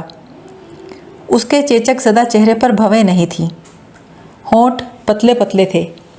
وہ پلکیں جھپکائے بغیر سماوار کی طرف دیکھ رہا تھا۔ فیودر کتاب کو سن کر ہونٹ ہلا رہا تھا، گویا الفاظ کو دہرا رہا ہو۔ اس کا دوست اپنی کوہنیاں گھٹنوں پر رکھے بیٹھا تھا۔ اس کے ہونٹوں پر فکر میں ڈوبی ہوئی مسکراہٹ تھی۔ نتاشا کی آواز کے پس منظر میں ماں کو خود اپنی جوانی کی پرشور شامیں یاد آ گئیں۔ لڑکوں کی بھونڈی زبان، بھدے مذاق، جن کے سانسوں سے واٹکا کی بو آتی تھی۔ جب یہ سب یاد آیا تو اپنے لیے ترہم اور درد مندی کے جذبے نے اس کا دل محسوس دیا۔ اس کو یاد آیا کہ اس کے شوہر سے اس کی شادی کس طرح طے پائی تھی۔ اسی قسم کی ایک دعوت میں اس نے ایک تاریک ڈیوڑی میں نیلونا کو پکڑ کر دیوار سے لگا کر کرختگی سے پوچھا تھا، شادی کرو گی مجھ سے؟ نیلونا کو تکلیف ہوئی۔ اس کی گرفت سے اپنے آپ کو چھڑانے کے لیے وہ ایک طرف کو کھسکی۔ وہ چلایا، جا کہاں رہی ہو؟ جواب تو دے کر جاؤ۔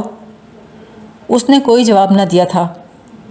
وہ بولا، اتوار کے دن میں مشاطہ کو بھیج دوں گا۔ جیسا اس نے کہا تھا ویسا ہی کیا۔ ماں نے آنکھیں بند کر لیں اور گہرا سانس لیا۔ نتاشا کی کہانی جاری تھی۔ نکولائی شکوف کی پر احتجاج آواز سنائی دی، میں یہ جاننا چاہتا ہوں لوگوں کو کس طرح رہنا چاہیے، نہ کہ یہ کہ وہ کیسے رہا کرتے تھے۔ سرخ بالوں والے لڑکے نے کھڑے ہوتے ہوئے کہا، بالکل صحیح بات ہے۔ فیودر نے کہا، مجھے تم سے اتفاق نہیں۔ اس بات پر بحث ہونے لگی۔ الفاظ شعلوں کی طرح لپک رہے تھے۔ ماں کو سمجھ نہیں آ رہا تھا کہ یہ لوگ کس چیز کے متعلق شور مچا رہے ہیں۔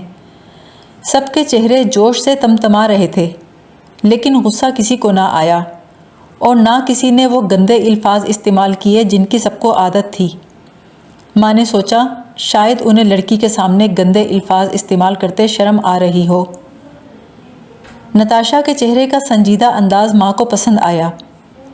وہ ہر شخص کو غور سے دیکھ رہی تھی، جیسے ان سب کو بچہ سمجھ رہی ہو۔ دفتن نتاشا نے زور سے کہا، ایک منٹ ٹھہرو ساتھیوں، لوگ صحیح کہتے ہیں، ہمیں اپنے ذہن کو عقل و دانش کی روشنی سے منور کرنا چاہیے اور ان لوگوں کو روشنی دکھانی چاہیے جن کے ذہنوں پر لا علمی کا اندھیرا چھایا ہوا ہے۔ ہمارے پاس ہر چیز کا سچا جواب ہونا چاہیے۔ خوخول تائید کے انداز میں سر ہلا رہا تھا۔ جب نتاشا نے بات ختم کر لی تو پاویل کھڑا ہوا اور بولا، کیا ہمیں پیٹ بھر روٹی ہی چاہیے؟ نہیں، ایسا نہیں ہے۔ جو لوگ ہماری پیٹھ پر سوار ہیں، جنہوں نے ہماری آنکھیں بند کر رکھی ہیں، ہمیں ان کو بتانا چاہیے کہ ہم سب کچھ دیکھ رہے ہیں۔ نہ تو ہم بے وقوف ہیں، نہ جانور کہ ہمیں پیٹ بھرنے کے علاوہ کچھ چاہیے ہی نہیں۔ ہم ایسی زندگی بسر کرنا چاہتے ہیں جو انسانوں کے شایان شان ہو۔ ہمیں ثابت کرنا چاہیے کہ غلامی کی جو زندگی انہوں نے ہم پر مسلط کی ہے، ہمیں ذہنی اعتبار سے ان کے برابر ہی نہیں بلکہ ان سے اعلیٰ ہونے سے بھی نہیں روک سکتی۔ وہ کتنی اچھی طرح بول رہا تھا۔ ماں نے بڑے دھیان سے سنا۔ خوخول نے کہا، بہت سے لوگ ہیں جنہیں کھانے کو زیادہ مل جاتا ہے، مگر کم لوگ ایسے ہیں جو ایماندار ہوں۔ اس غلیظ زندگی کی دلدل کے اوپر ہمیں ایک ایسا پل تعمیر کرنا ہے جو ہمیں اس مستقبل کی طرف لے جائے جہاں انسانوں کا راج ہو۔ ہمارے سامنے یہی فریضہ ہے ساتھیوں۔ یہ محفل آدھی رات کے بعد برخاست ہوئی۔ نتاشا نے کہا، مجھے گھر تک چھوڑاؤ گے نہ خود کا؟ وہ بولا، ضرور۔ ماں نے نتاشا سے کہا، ایسے موسم کے لیے تمہارے موزے بہت باریک ہیں، میں تمہارے لیے اونی موزے بن دوں؟ نتاشا نے ہنستے ہوئے کہا، شکریہ نلونا، لیکن اونی موزے چبھتے ہیں۔ ماں نے کہا، تمہارے لیے ایسے بن دوں گی جو کبھی نہ چبھیں گے۔ نتاشا نے ماں کی طرف غور سے دیکھا، پھر بہت نرمی سے ماں کا ہاتھ دباتے ہوئے کہا، تم کتنی اچھی ہو ننکو، خدا حافظ۔ پاویل دروازے کے پاس کھڑا مسکرا رہا تھا۔ ماں نے کچھ گھبرا کر پوچھا، تم کیوں مسکرا رہے ہو بھلا؟ وہ بولا، کوئی خاص بات نہیں، بس اچھا لگا۔ وہ بولی، میں بوڑھی اور کم سمجھ ہوں لیکن پھر بھی سمجھ لیتی ہوں۔ وہ بولا، یہ تو اچھی بات ہے، لیکن اب تم سو جاؤ ماں، بہت وقت ہو گیا ہے۔ وہ میز پر سے برتن اٹھانے لگی۔ آج وہ بے انتہا مسرور تھی۔ بولی، تم نے بہت اچھا کیا پاشا، خوخول بہت اچھا ہے، اور وہ لڑکی کوئی گڑیا جیسی کون ہے وہ؟ پاویل نے ٹہلتے ہوئے مختصر سا جواب دیا، استانی ہے۔ بیچاری بہت غریب ہوگی، کتنے خراب کپڑے پہن رکھے تھے، سردی لگ جائے گی۔ اس کے والدین کہاں رہتے ہیں؟ پاویل نے جواب دیا، ماسکو میں۔ پھر اپنی ماں کے سامنے رکتے ہوئے نرمی اور سنجیدگی سے بولا، اس کا باپ ایک امیر آدمی ہے، لوہے کی تجارت کرتا ہے، ان کے پاس کئی مکان ہیں، لیکن اس کے باپ نے اسے آگ کر دیا ہے کیونکہ اس نے اپنے لیے زندگی کا یہ راستہ اختیار کر لیا ہے۔ وہ آرام و آسائش میں پلی بڑھی ہے، جو چاہتی اسے مل جاتا، لیکن اب راتوں کو تنہا 4 5 میل پیدل چلتی ہے۔ یہ سب سن کر ماں کو دھکا سا لگا۔ وہ کمرے کے درمیان بے حس و حرکت کھڑی ہو گئی۔ پھر بیٹے سے پوچھا، اب شہر گئی ہے وہ؟ ہاں۔ اسے ڈر بھی نہیں لگتا؟ نہیں۔ لیکن کیوں؟ رات کو یہیں رہ لیتی، میرے ساتھ سو جاتی۔ یہ ٹھیک نہیں ہے ماں، صبح کوئی اسے دیکھ لیتا اور یہ ہم نہیں چاہتے۔ میری سمجھ میں نہیں آتا پاویل، اس میں خطرناک اور ممنوع کون سی بات ہے؟ تم لوگ تو کوئی بھی بری بات نہیں کرتے، ہے نا؟ پاویل نے اس کی آنکھوں میں آنکھیں ڈال کر پورے یقین سے کہا، ہم کوئی بری بات نہیں کرتے، اس کے باوجود ہم لوگ ایک نہ ایک دن جیل میں نظر آئیں گے، اور یہ بات سن رکھو۔ ماں کے ہاتھ کانپنے لگے۔ اس نے دھیمی آواز میں کہا، خدا نے چاہا تم لوگ کسی نہ کسی طرح بچ جاؤ گے۔ اس کے بیٹے نے نرمی سے کہا، میں تمہیں دھوکہ دینا نہیں چاہتا، ہم بچ نہیں سکتے، جاؤ سو جاؤ، تم تھک گئی ہو، شب بخیر۔ جب وہ تنہا رہ گئی تو کھڑکی کے پاس کھڑے ہو کر باہر دیکھتی رہی۔ باہر فضا سرد اور ابر آلود تھی۔ چھوٹے چھوٹے مکانوں کی چھتوں پر سے ہوا برف کے گالوں کو اڑائے لیے جا رہی تھی۔ اس کے سینے میں آنسوؤں کا طوفان امڑنے لگا اور آنے والے اس سانحے کا خوف طاری ہو گیا جس کے متعلق اس کے بیٹے نے پرسکون یقین سے کہا تھا۔ اس کی آنکھوں کے سامنے ایک برف پوش میدان تھا۔ غضب کی سردی اور بھیانک سناٹا تھا۔ دائیں طرف دلدل میں جنگل دیوار کی طرح کھڑا تھا۔ سامنے بہت دور شہر کی روشنیاں جگمگا رہی تھیں۔ ماں نے خوف سے کانپ کر کہا، یسوع ہمارے نجات دہندہ، ہم پر رحم کر۔ دن تسبیح کے دانوں کی طرح ایک کے بعد ایک آتے رہے، ہفتوں اور مہینوں میں تبدیل ہوتے رہے۔ ہر سینچر کو پاویل کے دوست اس کے گھر جمع ہوتے اور ہر اجتماع اونچی سیڑھی پر ایک قدم اوپر کو جاتا جس پر وہ لوگ کسی دور کی منزل کی طرف جانے کے لیے آہستہ آہستہ چڑھ رہے تھے۔ نئے نئے لوگ شامل ہوتے گئے۔ ان کے گھر کا کمرہ لوگوں سے اتنا بھر جاتا کہ دم گھٹنے لگتا۔ نتاشا تھکی ہاری سردی سے ٹھٹرتی ہوئی آتی لیکن ہمیشہ خوش رہتی۔ پاویل کی ماں نے اس کے لیے ایک جوڑی موزے بن دیے تھے اور اس کے چھوٹے سے پیروں میں اپنے ہاتھوں سے پہنا دیے تھے۔ نتاشا پہلے تو ہنسی لیکن دفتن خاموش اور سنجیدہ ہو گئی۔ وہ بولی، میری ایک آیا تھی، اتنی ہی شفیق اور نرم دل تھی۔ کتنی عجیب بات ہے نا ننونا، محنت کش لوگوں کی زندگی کتنی سخت اور کٹھن ہوتی ہے، اس کے باوجود وہ محبت کرنے والے ہوتے ہیں۔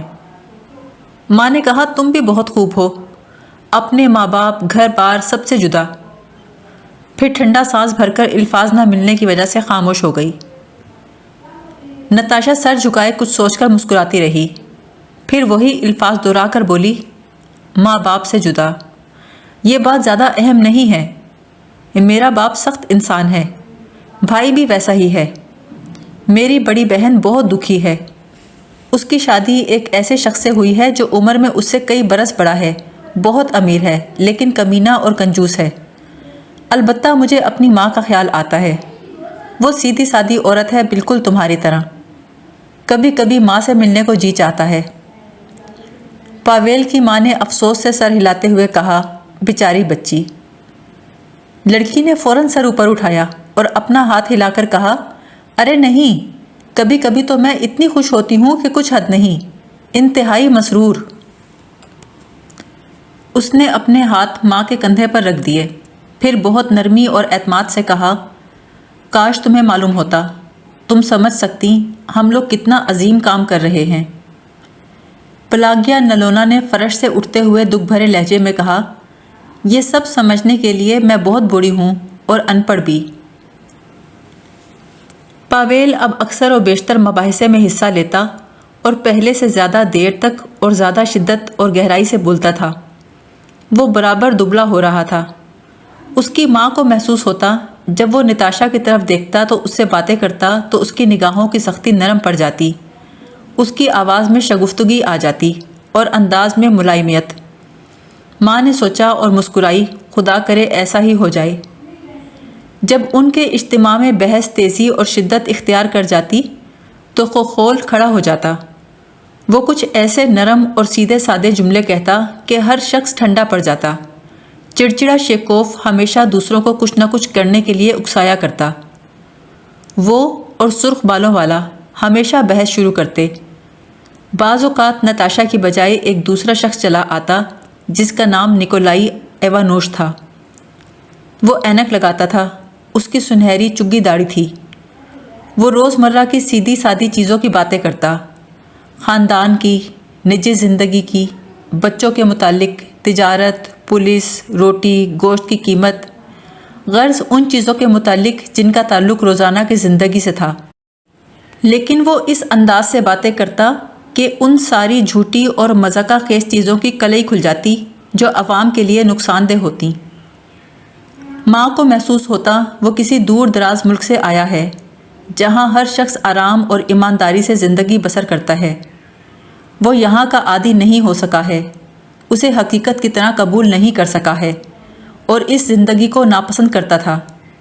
اس ناپسندیدگی نے اس کے دل میں اپنی زندگی کو اپنی مرضی کے مطابق بدلنے کا جذبہ پیدا کر دیا تھا۔ اس کا چہرہ زردی مائل تھا، اس کی آنکھوں کے گرد جھریاں تھیں۔ جب کبھی وہ ماں سے مصافحہ کرتا تو اس کا پورا ہاتھ اپنی انگلیوں میں لے لیتا۔ ماں کو اس سے بڑا سکون اور آرام ملتا۔ ان محفلوں میں شہر کے دوسرے لوگ بھی شامل ہونے لگے۔ ایک دبلی پتلی لڑکی بھی آیا کرتی جس کے چہرے پر بڑی بڑی آنکھیں تھیں۔ اس کا نام ساشا تھا۔ اس کی چال اور حرکات و سکنات میں مردانہ پن تھا۔ وہ اپنی گھنی بھووں کو بڑی تیکھے انداز میں سکیڑتی۔ جب بات کرتی تو اس کی ستواں ناک کے باریک نتنے پھڑکتے۔ سب سے پہلے اسی نے تیز اور بلند آواز میں اعلان کیا تھا، ہم سوشلسٹ۔ جب ماں نے یہ سنا تو وہ لڑکی کی طرف خاموشی سے اور خوفزدہ انداز میں دیکھتی رہی۔ اس نے سن رکھا تھا سوشلسٹوں نے زار کو قتل کیا تھا۔ یہ تب کی بات ہے جب وہ جوان تھی۔ اس زمانے میں یہ قصہ مشہور تھا، زار نے نوابوں اور زمینداروں کے زرعی غلام آزاد کروا دیے تھے۔ انہوں نے اس سے انتقام لینے کے لیے قسم کھائی تھی کہ اس وقت تک اپنے بال نہ منڈوائیں گے جب تک زار کو قتل نہ کر دیں۔ اسی لیے انہیں سوشلسٹ کہا جانے لگا۔ پلاگیا کی سمجھ میں نہیں آتا تھا کہ اس کا بیٹا اور اس کے دوست اپنے آپ کو سوشلسٹ کیوں کہتے ہیں۔ جب لوگ اپنے گھروں کو چلے گئے تو وہ پاویل کے پاس گئی۔ پاشا، تم سوشلسٹ ہو کیا؟ وہ ہمیشہ کی طرح سیدھا اور طاقتور ماں کے سامنے کھڑے ہو کر بولا۔ ہاں، تم کیوں پوچھ رہی ہو؟ اس کی ماں نے ٹھنڈا سانس بھرا اور نظریں جھکا لیں۔ واقعی؟ لیکن وہ تو زار کے خلاف ہوتے ہیں۔ انہوں نے ایک زار کو قتل بھی کر دیا تھا۔ پاویل کمرے میں ٹہلنے لگا، اپنے گالوں کو ہاتھوں سے سہلانے لگا۔ ہمیں اس قسم کی حرکتوں کی ضرورت نہیں ہے۔ پھر وہ بڑی دیر تک نرمی اور سنجیدگی سے اسے سمجھاتا رہا۔ ماں نے اس کے چہرے کی طرف دیکھا تو خیال آیا، یہ کبھی کوئی غلط حرکت نہیں کرے گا۔ اس کے بعد وہ خوفناک لفظ بار بار دہرایا گیا، یہاں تک کہ اس کی تیز دھار کند پڑ گئی۔ ماں کے کان اس لفظ سے اس طرح آشنا ہو گئے جیسے دوسرے درجنوں الفاظ سے۔ اسے ساشا پسند نہ آئی۔ اس کی موجودگی میں وہ کچھ گھبرائی سی رہتی۔ ایک دن اس نے خوخول سے اس کے بارے میں بات کی، یہ کس قدر سخت گیر لڑکی ہے، ہر شخص کو حکم دیتی ہے، یہ کرو وہ کرو۔ خوخول بہت زور سے ہنسا۔ کیسی صحیح بات کہی ہے تم نے، بالکل صحیح کہا ننکو۔ پاویل، تمہارا کیا خیال ہے؟ پاویل نے خشک انداز میں کہا، وہ بہت اچھی لڑکی ہے۔ خوخول بولا، لیکن وہ ایک بات نہیں سمجھتی۔ وہ کہتی ہے کرنا چاہیے، ہم کہتے ہیں کر سکتے ہیں۔ وہ کسی ایسی چیز کے متعلق بحث کرنے لگے جو ماں کی سمجھ میں نہیں آئی۔ ماں نے محسوس کیا ساشا پاویل کے ساتھ زیادہ ہی سختی سے پیش آتی تھی۔ کبھی کبھی وہ اس پر خفا بھی ہوتی تھی۔ ایسے وقت پاویل خاموش رہتا یا ہنس دیتا یا محبت بھرے انداز میں اس کے چہرے کی طرف دیکھتا، جس طرح وہ نتاشا کو بھی دیکھتا تھا۔ ماں کو یہ بات اچھی نہ لگتی تھی۔ اسے یہ دیکھ کر بھی حیرت ہوتی کہ بعض اوقات ایک دم سب لوگوں پر بے انتہا خوشی کی کیفیت طاری ہو جاتی۔ یہ عموماً ان دنوں ہوتا جب دوسرے ملکوں کی مزدور تحریک کے متعلق اخباروں سے خبریں پڑھتے۔ اس وقت ان کی آنکھیں چمکنے لگتیں، وہ بچوں کے سے انداز میں خوش ہوتے، ان کی ہنسی معصوم ہوتی، وہ ایک دوسرے کی پیٹھ بڑے پیار سے تھپتھپاتے۔ ہمارے جرمن ساتھی زندہ باد، کوئی چیختا۔ اٹلی کے مزدور زندہ باد۔ وہ اپنے دور دراز رفیقوں کے لیے نعرے لگاتے جنہیں وہ نہیں جانتے تھے، اور ان کو معلوم تھا کہ وہ بھی ان کی آوازیں نہیں سن سکتے۔ نخودکا کی آنکھوں میں بے پایاں محبت کی چمک تھی۔ کہنے لگا کتنا اچھا ہو اگر ہم انہیں خط لکھ سکیں تاکہ انہیں معلوم ہو یہاں روس میں بھی ان کے دوست رہتے ہیں، وہ اسی عقیدے میں یقین رکھتے ہیں اور اسی کا پرچار کرتے ہیں جو ان کا عقیدہ ہے، جو ان کی زندگی کا مقصد ہے وہی ہمارا ہے، جو ان فتوحات اور کامیابیوں سے خوش ہوتے ہیں جن سے وہ لوگ ہوتے ہیں۔ جب وہ فرانسیسی، انگریز اور سویڈش لوگوں کا ذکر کرتے تو ان کے ہونٹوں پر ایسی مسکراہٹ اور چمک ہوتی جیسے وہ اپنے دوستوں کا ذکر کر رہے ہوں، ایسے لوگوں کا جو انہیں عزیز ہوں، جن کی وہ عزت کرتے ہوں، جن کے رنج و مسرت میں شریک ہوں۔ اس چھوٹے سے کمرے میں ساری دنیا کے مزدوروں کے ساتھ ایک روحانی رشتے کے احساس نے جنم لیا۔ اس احساس نے ماں کو بھی متاثر کیا، حالانکہ وہ اس احساس کے معنی نہیں سمجھتی تھی۔ ایک دن اس نے خخول سے کہا، کیسی عجیب بات ہے، تمام لوگ تمہارے رفیق ہیں، یہودی، آرمینی، آسٹرین، تم سب کے لیے خوش ہوتے ہو، سب کے لیے افسوس کرتے ہو۔ خخول نے جواب دیا، میری ننکو، ہمیں کوئی قبیلہ نہیں چاہیے، کوئی قوم نہیں چاہیے، لوگ یا تو ہمارے رفیق ہیں یا دشمن، سارے محنت کش لوگ ہمارے رفیق ہیں، سارے امیر لوگ اور ساری حکومتیں ہماری دشمن ہیں۔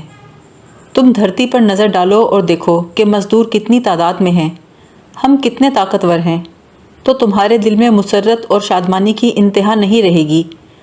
فرانسیسی اور جرمن بھی جب زندگی کو دیکھتا ہے تو اسے بھی یہی محسوس ہوتا ہے۔ ننکو، اطالوی بھی یہی محسوس کرتا ہے، ہم سب ایک ہی ماں کے بچے ہیں۔ ماں کو محسوس ہوا بلا شبہ دنیا نے کسی ایسی چیز کو جنم دیا ہے جو سورج کی طرح عظیم، سچی اور اچھی ہے۔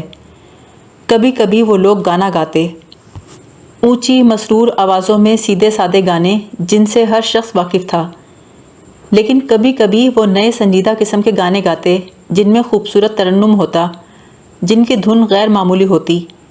ان گیتوں کو وہ دھیمے سروں میں گرجے کے گانوں کی طرح گاتے، گانے والوں کے چہرے ارقالود اور سرخ ہو جاتے۔ ایک گانے سے ماں بہت متاثر ہوئی۔ اس گیت میں کسی زخم خوردہ روح کے کربناک تفکر کا اظہار نہیں تھا جو شبہات کی بھول بھلیوں میں تنہا بھٹکتی ہو، نہ اس گیت میں لوگوں پر نوحہ و ماتم تھا جنہیں ضرورتوں نے کچل دیا تھا اور خوف نے دیوانہ بنا دیا تھا، نہ ہی اس گیت میں ماتمی سرد آہیں تھیں، نہ ہی اس میں ناعاقبت اندیش جوش کی چیخو پکار تھی۔ اس گیت میں تکلیف اور انتقام کا وہ اندھا دھند احساس بھی نہ تھا جو ہر چیز کو تباہ کر سکتا ہے اور تعمیر کی صلاحیت نہیں رکھتا۔ دوسرے گیتوں کے مقابلے میں وہ اس گیت کو زیادہ توجہ اور جوش کے ساتھ سنتی۔ وہ لوگ بھی اس گیت کو دوسرے گیتوں کے مقابلے میں کومل سروں میں گاتے، اس کا تاثر زیادہ بھرپور ہوتا۔ شیکوف جھنجھلا کر کہتا، اب تو وقت ہے کہ ہم اس گیت کو سڑکوں پر گائیں۔ جب اس کا باپ دوبارہ چوری کے جرم میں جیل بھیج دیا گیا تو شیکوف نے اپنے ساتھیوں سے بڑے سکون سے کہا، میرا گھر حاضر ہے، اب آپ لوگ میرے گھر پر جمع ہو سکتے ہیں۔ تقریباً ہر روز شام کو پاویل کا کوئی دوست آ جاتا۔ وہ لوگ ایک دوسرے کے ساتھ بیٹھ کر پڑھتے اور نوٹس لکھتے۔ انہیں اتنی جلدی ہوتی، وہ اپنے کام میں اتنے مصروف ہوتے کہ ہاتھ منہ دھونے کا وقت نہ ملتا۔ کتابیں ہاتھ میں لیے لیے کھانا کھاتے، چائے پیتے۔ ماں کے لیے یہ سمجھنا روز بروز مشکل ہوتا گیا کہ یہ لوگ کس چیز کے متعلق گفتگو کر رہے ہیں۔ پاویل اکثر کہتا، ہمیں ایک اخبار نکالنا چاہیے۔ زندگی زیادہ تیز رفتار اور گرما گرم ہو گئی اور وہ لوگ بڑی تیزی سے ایک کتاب کے بعد دوسری کتاب پڑھنے لگتے۔ ایک دن شیکوف نے کہا، ہمارے متعلق باتیں شروع ہو گئی ہیں، جلد ہی گرفتاریوں کا آغاز ہونے والا ہے۔ نخودکا نے جواب دیا، مچھلی تو پیدا ہی جال کے لیے ہوتی ہے۔ ماں روز بروز اس سے نزدیک ہوتی گئی۔ جب وہ اس کو ننکو کہہ کر پکارتا تو ایسے لگتا جیسے کوئی ننھا بچہ اس کے رخساروں پر ہاتھ پھیر رہا ہو۔ اگر پاویل اتوار کو مصروف ہوتا تو خخول لکڑیاں چیر دیتا۔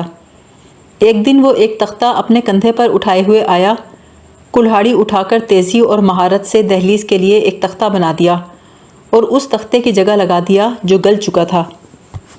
دوسری بار اس نے بہت خاموشی سے بار کو ٹھیک کر دیا۔ ایک دن ماں نے پاویل سے کہا، خخول کو اپنے گھر میں کرایہ دار کیوں نہ رکھ لیں؟ اچھا رہے گا، تم دونوں کو ایک دوسرے کے گھر بھاگنا نہیں پڑے گا۔ پاویل نے کندھے چٹکتے ہوئے کہا، اپنے لیے زیادہ مصیبت کیوں مول لیتی ہو؟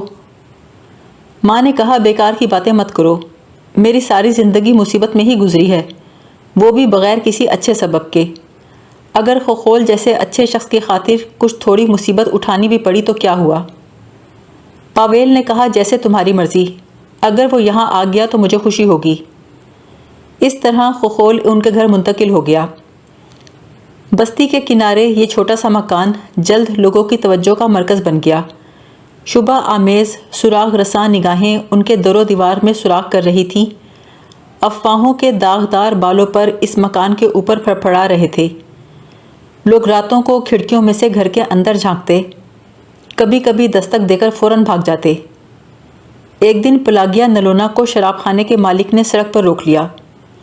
وہ اچھی شکل و صورت کا بوڑھا تھا، اس نے ایک ہی سانس میں ماں پر خشک اور سخت الفاظ کی بوچھاڑ کر دی۔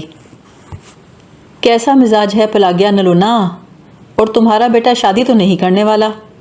میں تو کہوں گا یہی مناسب عمر ہے بیٹوں کی، جتنی جلدی شادی ہو جائے والدین کے لیے اتنا ہی اچھا ہے۔ ایک انسان خاندان میں رہ کر زیادہ بہتر رہ سکتا ہے۔ تمہاری جگہ میں ہوتا تو اس کی شادی کب کی کر دیتا۔ آج کل کے نوجوان عبادت کرنے نہیں جاتے، تاریک کونوں میں چھپ کر اپنے راز بیان کرتے ہیں۔ میں جاننا چاہتا ہوں آخر لوگ تمہارے گھر میں گھس کے کھس پھس کیا کرتے رہتے ہیں؟ دوسروں سے الگ تھلگ اور دور کیوں رہتے ہیں؟ وہ کیا بات ہے جو کوئی شخص دوسروں کے سامنے کہنے سے ڈرتا ہے؟ خدا تمہاری صحت اچھی رکھے۔ اس نے اپنی ٹوپی اتاری، تعظیم کے انداز میں سلام کر کے چلا گیا۔ دوسری مرتبہ ولاسوف کی پڑوسن ماریا، جو ایک لوہار کی بیوی تھی اور کارخانے کے پھاٹک پر کھانے پینے کی چیزیں فروخت کرتی تھی، بازار میں ملی اور بولی، پلاگیا، ذرا اپنے بیٹے پر نظر رکھو، افواہیں پھیل رہی ہیں، سنا ہے وہ ایک خفیہ انجمن بنا رہا ہے، خلستی کی طرح۔ ماں نے کہا، بالکل حماقت اور بکواس ہے یہ ماریا۔ ماریا بولی، جہاں دھواں ہوتا ہے وہاں آگ ضرور ہوتی ہے۔ ماں نے یہ ساری باتیں اپنے بیٹے کو جا سنائیں۔ اس نے کندھے چٹک دیے۔ خوخول اپنے مخصوص انداز میں نرم اور گہری ہنسی ہنسا۔ ماں نے کہا، تم بڑے اچھے لڑکے ہو، کسی بھی لڑکی کے لیے اچھے جوڑ ہو، محنتی ہو، شراب نہیں پیتے، لیکن لڑکیوں کی طرف نظر اٹھا کر بھی نہیں دیکھتے۔ لڑکیاں بہت ناراض ہیں اور کہتی ہیں مشکوک کردار کی لڑکیاں شہر سے تمہارے پاس آتی ہیں۔ پاویل نے نفرت سے تیوری پر بل ڈال دیے۔ خوخول نے ٹھنڈی سانس بھر کر کہا، بہتر ہوتا ان پگلیوں کو تم سمجھا سکتی کہ شادی کی زندگی کے کیا معنی ہیں۔ ننکو، یہ بیچاریاں اپنی کمبختی بلانے کے لیے اتنی جلد بازی سے کام کیوں لینا چاہتی ہیں؟ ماں نے کہا، وہ سب اچھی طرح جانتی ہیں، لیکن ان کی قسمت میں اور کیا لکھا ہے؟ پاویل کی راہبانہ سخت گیری سے ماں کچھ پریشان سی تھی، جو دیکھ رہی تھی کہ اس کے ساتھی، جو عمر میں اس سے بڑے بھی ہوتے، اس سے مشورہ کرتے۔ اسے محسوس ہوتا کہ وہ اس کے بیٹے سے خوف بھی کھاتے۔ اس کی سختی کی وجہ سے کوئی اس سے محبت نہیں کرتا تھا۔ ایک رات جب وہ سونے کے لیے گئی تو خوخول اور اس کا بیٹا مدھم آواز میں گفتگو کر رہے تھے۔ خوخول کہہ رہا تھا، مجھے نتاشا پسند ہے۔ پاویل نے کچھ وقفے کے بعد کہا، مجھے معلوم ہے۔ خوخول ٹہلتے ہوئے بولا، معلوم نہیں اس نے محسوس کیا ہے یا نہیں، تمہارا کیا خیال ہے؟ پاویل نے جواب دیا، اس نے محسوس کر لیا ہے، اسی لیے یہاں آنا چھوڑ دیا ہے۔ خوخول بولا، اگر میں اس سے کہہ دوں تو کیا ہو؟ میرا خیال ہے اگر کسی لڑکی سے محبت ہو جائے تو کہنا ہی مناسب ہوتا ہے، ورنہ کوئی نتیجہ نہیں نکلتا۔ پاویل نے زور سے کتاب بند کی۔ تمہیں کس نتیجے کی امید ہے؟ پہلے اپنے آپ پر واضح کرو، تم کیا چاہتے ہو؟ فرض کرو وہ تم سے محبت کرتی ہے اور تم دونوں کی شادی ہو جاتی ہے، کیا اچھا جوڑا بنے گا۔ وہ ہے دانشور اور تم ہو مزدور۔ بچے پیدا ہوں گے جن کے پیٹ بھرنے کے لیے تمہیں دن رات خون پسینہ ایک کرنا ہوگا۔ ساری زندگی بچوں اور کرائے کے لیے چکی بن کے رہو گے۔ ہمارے عظیم مقصد کے لیے تو بیکار ہو جاؤ گے۔ اس خیال کو ترک کر دینا ہی بہتر رہے گا۔ کیوں خود کو مصیبت میں گرفتار کرتے ہو؟ کتاب کے ورق الٹنے کی آواز آئی۔ پاویل نے غالباً کتاب پڑھنا شروع کر دی تھی۔ خوخول دوبارہ بولا، میرا آدھا دل محبت کرتا ہے، آدھا دل نفرت کرتا ہے۔ تمہارا کیا خیال ہے پاویل؟ مجھے کچھ نہیں کہنا چاہیے؟ پاویل نے آہستہ سے کہا، ایمانداری کا تقاضا تو یہ ہے کچھ نہ کہو۔ خوخول نے آہستہ سے غمگین آواز میں کہا، اگر تم پر بھی ایسی ہی گزری پاویل تو سوچو وہ وقت کتنا کٹھن ہوگا۔ پاویل بولا، میرے لیے وہ کٹھن وقت آ گیا ہے۔ ماں نے تکیے میں منہ گھسا دیا اور خاموشی سے روتی رہی۔ صبح اسے لگا نہ خود کا پہلے سے بھی چھوٹا ہو گیا ہے، اس کی شخصیت اور زیادہ پسندیدہ ہو گئی ہے۔ اس کا بیٹا ہمیشہ کی طرح سیدھا، دبلا اور خاموش تھا۔ ماں نے غیر ارادی طور پر خوخول کو کہا، اپنے جوتوں کی مرمت کرا لو ورنہ تمہیں ٹھنڈ لگ جائے گی۔ اس نے ہنستے ہوئے جواب دیا، اگلی تنخواہ پر نیا جوڑا خرید لوں گا۔ پھر اس نے اپنا لمبا بازو ماں کی گردن میں ڈال دیا اور بولا، کون جانے شاید تم ہی میری اصلی ماں ہو۔ بات صرف اتنی ہے کہ تم اس کا اعتراف کرنا نہیں چاہتی کیونکہ میں اتنا بدصورت جو ہوں، ہے نا؟ اس نے کوئی جواب دیے بغیر اس کے ہاتھ کو تھپکا۔ وہ بہت پیار کے الفاظ کہنا چاہتی تھی لیکن الفاظ اس کے ہونٹوں سے نکل ہی نہ رہے تھے۔ بستی میں لوگ سوشلسٹوں کا تذکرہ کرنے لگے جو نیلی روشنائی میں لکھے ہوئے پرچے تقسیم کر رہے تھے۔ ان پرچوں میں کارخانے کے انتظام اور انصرام پر سخت تنقید ہوتی تھی۔ ان میں پیٹرز برگ اور جنوبی روس کی ہڑتالوں کا ذکر ہوتا اور مزدوروں سے کہا جاتا کہ وہ اپنے مفاد کے تحفظ کے لیے متحد ہو جائیں۔ ادھیڑ عمر کے لوگ جو کارخانے میں اچھے پیسے کما رہے تھے غضبناک ہو گئے۔ وہ کہتے ہنگامہ باز ہیں یہ لوگ، ان لوگوں کے سر توڑ دینے چاہیے۔ وہ ان پرچوں کو اپنے مالکوں کے پاس لے جاتے۔ نوجوان مزدور ان پرچوں کو بڑے جوش و خروش سے پڑھتے، کہتے بالکل صحیح لکھا ہے۔ باقی مزدوروں کی اکثریت جو دن بھر کی محنت کے بعد تھک کر چور ہو جاتے، انہوں نے بڑی بے اتنائی دکھائی۔ بولے اس سے کچھ نہ ہوگا، کیا ان چیزوں سے کبھی کوئی کام نکل سکتا ہے؟ لیکن ان اشتہاروں سے کھلبلی سی مچ گئی۔ اگر ایک ہفتے کوئی نیا پرچہ نہ نکلتا تو مزدور ایک دوسرے سے کہنے لگتے معلوم ہوتا ہے ان لوگوں نے پرچے چھاپنے بند کر دیے۔ لیکن اس کے بعد کوئی نیا پرچہ تقسیم ہو جاتا، ایک بار پھر مزدور آپس میں باتیں کرنے لگتے۔ کارخانے اور شراب خانے میں ایسے لوگ نظر آنے لگے جن سے کوئی واقف نہ تھا۔ یہ لوگ ہر طرف مارے مارے پھرتے، طرح طرح کے سوال کرتے، ہر شخص کے معاملات میں دخل دیتے۔ اپنی انتہائی احتیاط کی وجہ سے لوگوں کے دلوں میں اپنے لیے شک و شبہ پیدا کرتے۔ ماں نے محسوس کیا اس ساری ہلچل کی وجہ اس کے بیٹے کی سرگرمیاں ہیں۔ اس نے دیکھا کہ لوگ کس طرح اس کے چاروں طرف کھنچے چلے آ رہے ہیں۔ ماں کے دل میں اپنے بیٹے کے لیے فخر اور اس کی سلامتی کی فکر دونوں قسم کے جذبات کی آمیزش تھی۔ ایک شام ماریا نے کھڑکی کھٹکھٹائی۔ یہ وہی عورت تھی جو کارخانے کے پاس خوانچے پر چیزیں بیچتی تھی۔ ماں نے کھڑکی کھولی تو اس نے سرگوشی کے انداز میں کہا، پلاگیا ذرا ہوشیار رہنا، ان لوگوں نے مصیبت مول لے لی ہے۔ آج رات تمہارے اور شیکوف کے گھروں کی تلاشی لی جائے گی۔ اپنی بات کہنے کے بعد اس نے چاروں طرف دیکھا، پھر بولی، اور یاد رکھنا نہ تو میں کچھ جانتی ہوں، نہ میں نے تم سے کچھ کہا ہے، نہ میں تم سے آج یہاں ملی ہوں۔ سمجھ گئی نا؟ میری خبر دینے کے بارے میں کسی کو نہ بتانا۔ وہ چلی گئی تو ماں کھڑکی بند کر کے آہستہ سے کرسی میں دھس گئی۔ پھر یہ محسوس کر کے کہ اس کے بیٹے کو خطرہ درپیش ہے، وہ فوراً کھڑی ہو گئی۔ جلدی سے کپڑے بدلے، سر پہ شال ڈالی اور فیودر کے گھر کی طرف چل پڑی۔ وہ بیمار تھا اس لیے کارخانے نہیں گیا تھا۔ یہ خبر سن کر کھڑا ہو گیا۔ یہ اچھی مصیبت آئی ہے۔ پلاگیا نے کانپتے ہوئے ہاتھوں سے اپنا پسینہ پوچھتے ہوئے کہا، کرنا کیا چاہیے؟ وہ بولا، گھبرانے کی کوئی ضرورت نہیں۔ ماں نے کہا، تم تو خود ہی گھبرائے ہوئے ہو۔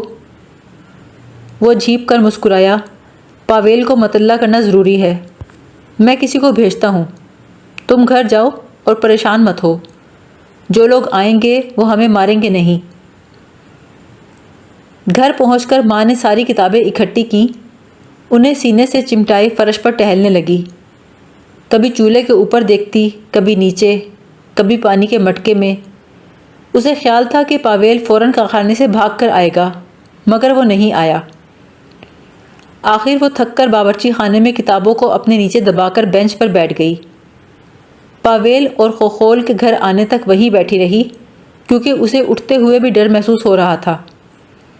ان لوگوں کو دیکھ کر وہ چلائی، تمہیں معلوم ہو گیا؟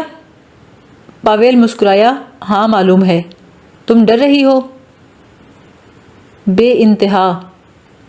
خوخول بولا، ڈرنا نہیں چاہیے، ابھی سموار میں آگ بھی نہیں جلائی۔ ماں نے اٹھتے ہوئے کتابوں کی طرف اشارہ کرتے ہوئے کہا، ان کی وجہ سے۔ خوخول اور اس کا بیٹا کہکہا مار کے ہنسنے لگے۔ اس سے اس کی حالت ذرا بہتر ہو گئی۔ پاویل نے کچھ کتابیں چھانٹ کر الگ کیں، انہیں چھپانے کے لیے باہر احاطے میں لے گیا۔ خوخول نے کہا، ڈرنے کی کوئی بات نہیں ہے ننکو، شرم کی بات ان کے لیے ہے جو ایسی حماقتوں پر اتر آئے ہیں۔ کچھ لوگ اپنی کمر میں تلواریں لٹکائے یہاں آئیں گے، ہر چیز الٹ پلٹ دیں گے، بستر کے نیچے، چولہے کے نیچے دیکھیں گے، اگر کوئی تہہ خانہ ہے تو وہاں بھی جائیں گے، اوپر کے کمروں میں جھانکیں گے، وہ جھنجھلائیں گے، شرمندہ ہوں گے، اسی وجہ سے ظاہر کریں گے کہ وہ بڑے سخت گیر اور غصہ ور ہیں۔ انہیں اچھی طرح پتہ ہے کہ ان کا کام کتنا قابل نفرت ہے۔ ایک دفعہ تو میرا سامان الٹ پلٹ کرتے ہوئے وہ اس قدر الجھن میں پڑ گئے کہ تلاشی کو بیچ میں چھوڑ کر چپ چاپ چلے گئے۔ ایک مرتبہ مجھے اپنے ساتھ ہی لے گئے اور جیل میں ڈال دیا، 4 مہینے وہیں رکھا۔ جیل میں سوائے بیٹھے رہنے اور انتظار کرنے کے کچھ نہیں ہوتا، پھر عدالت میں بلایا جاتا ہے۔ سپاہی سڑکوں پر نگرانی کرتے ہوئے جاتے ہیں، کوئی بڑا افسر سوالات کرتا ہے۔ یہ افسر کچھ زیادہ تیز نہیں ہوتے، بے تکی باتیں کرتے ہیں۔ اس کے بعد سپاہیوں کو حکم ملتا ہے قیدی کو دوبارہ جیل میں لے جاؤ۔ بس اسی طرح یہاں سے وہاں تک گھسیٹتے رہتے ہیں۔ آخر تنخواہ جو پاتے ہیں اس کے بدلے انہیں کچھ تو کرنا چاہیے۔ آخر کار قیدی کو رہا کرنا پڑتا ہے اور بس۔ ماں نے کہا، کیسا انداز ہے تمہارا باتیں کرنے کا، جیسے تمہیں آج تک کسی نے تکلیف ہی نہیں پہنچائی۔ اس نے سر کو جنبش دیتے ہوئے کہا، کیا دنیا میں کوئی ایک ذی روح ایسا ہے جسے کوئی تکلیف نہ پہنچی ہو؟ مجھے اتنی تکلیف پہنچائی گئی ہے کہ میں اس کا خیال ہی نہیں کرتا۔ جب لوگ اس قسم کے ہیں تو کوئی کر ہی کیا سکتا ہے؟ اگر ان باتوں کا خیال کرو تو کام میں خلل پڑتا ہے۔ تکلیفوں پر دل کڑھانے سے وقت ضائع کرنے کے علاوہ کچھ نہیں ہوتا۔ اس کے نرم الفاظ سن کر ہونے والی تلاشی کے متعلق ماں کا خوف دور ہو گیا۔ خوخول کی بڑی بڑی آنکھوں میں مسکراہٹ تھی۔ ماں نے بڑے خلوص سے کہا، خدا تجھے خوشیوں سے مالا مال کر دے۔ خوخول سماوار کے پاس گیا اور سامنے زمین پر بیٹھ گیا۔ اگر مجھے خوشی پیش کی جائے تو میں اس سے انکار نہیں کروں گا، لیکن خوشی کے لیے بھیک کبھی نہیں مانگوں گا۔ پاویل احاطے سے واپس آیا اور بولا، ایسے چھپایا ہے کہ وہ لوگ نہیں پا سکیں گے۔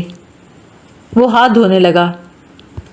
ہاتھ پہنچتے ہوئے ماں کی طرف مخاطب ہو کر بولا، اگر ہم نے یہ محسوس کروا دیا کہ تم خوفزدہ ہو تو وہ لوگ سوچیں گے کہ اس گھر میں یقیناً کچھ نہ کچھ ضرور ہے، تبھی یہ کانپ رہی ہے۔ تم جانتی ہو ہم کوئی غلط حرکت نہیں کرتے، انصاف ہماری طرف ہے، ہم اپنی زندگیاں اس کے لیے وقف کر دیں گے۔ یہی ہمارا جرم ہے، پھر ہم خوفزدہ کیوں ہیں؟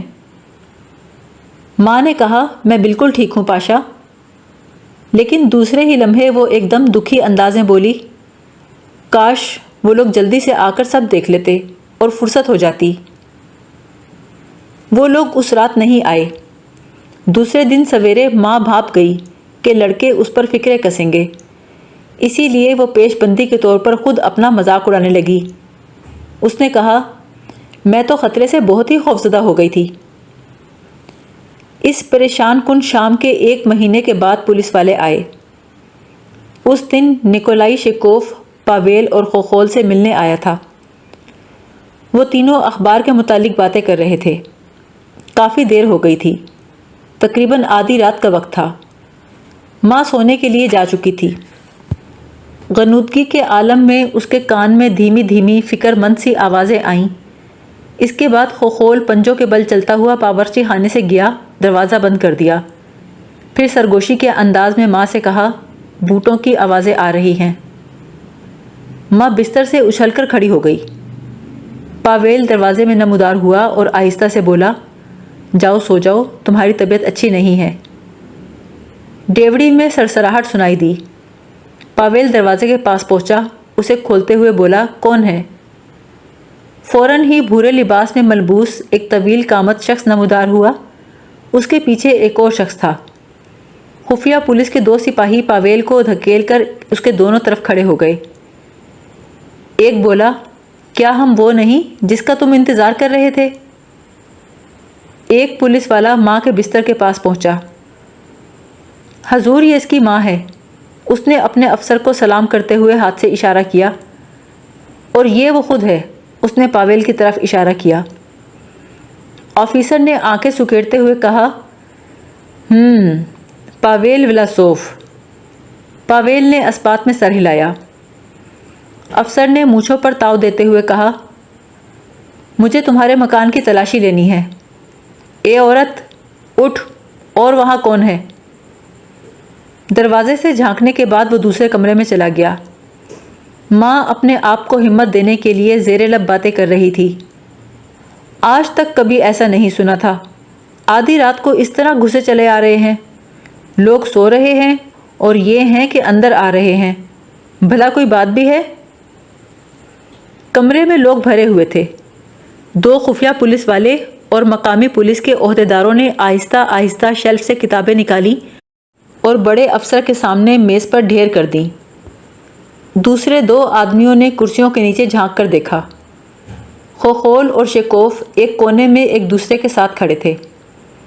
جب ماں کمرے میں داخل ہوئی تو اس کی ہمت بندھانے کے لیے خوخول تھوڑا سا ہنسا اور اسے اشارہ کیا۔ اپنے خوف پر قابو پانے کے لیے وہ عام انداز کے مطابق آڑی نہ چلی، بلکہ سینہ تانے ہوئے سیدھی چلتی رہی۔ وہ اپنے پرشور قدموں سے اپنی ہمت کا اعلان کرتی آ رہی تھی، لیکن اس کی بھویں پھڑک رہی تھیں۔ وہ پاویل کے نزدیک آ کر دیوار سے لگ کر کھڑی ہو گئی۔ جس طرح اس کے بیٹے نے دونوں ہاتھ باندھے ہوئے تھے اس نے بھی باندھ لیے۔ اسے اپنے گھٹنے جواب دیتے ہوئے محسوس ہوئے۔ افسر کتابوں کے ورق پلٹتا پھر ایک طرف پھینک دیتا۔ ان میں سے چند کتابیں فرش پر گر پڑیں۔ کسی نے ایک لفظ بھی نہ کہا۔ پسینے میں شرابور خفیہ پولیس والے زور زور سے ہانپ رہے تھے۔ دفتن خاموشی کو چیرتی ہوئی نکولائی شیکوف کی کرخت آواز سنائی دی، کتابوں کو زمین پر کیوں پھینک رہے ہو؟ ماں چونک پڑی۔ افسر نے آنکھیں سکیڑ کر نکولائی کے جامد اور چیچک زدہ چہرے کی طرف غصے والی نظروں سے دیکھا۔ اس نے تیزی سے کتابوں کے ورق الٹے۔ شیکوف نے دوبارہ کہا، اے سپاہی، کتابیں اٹھاؤ۔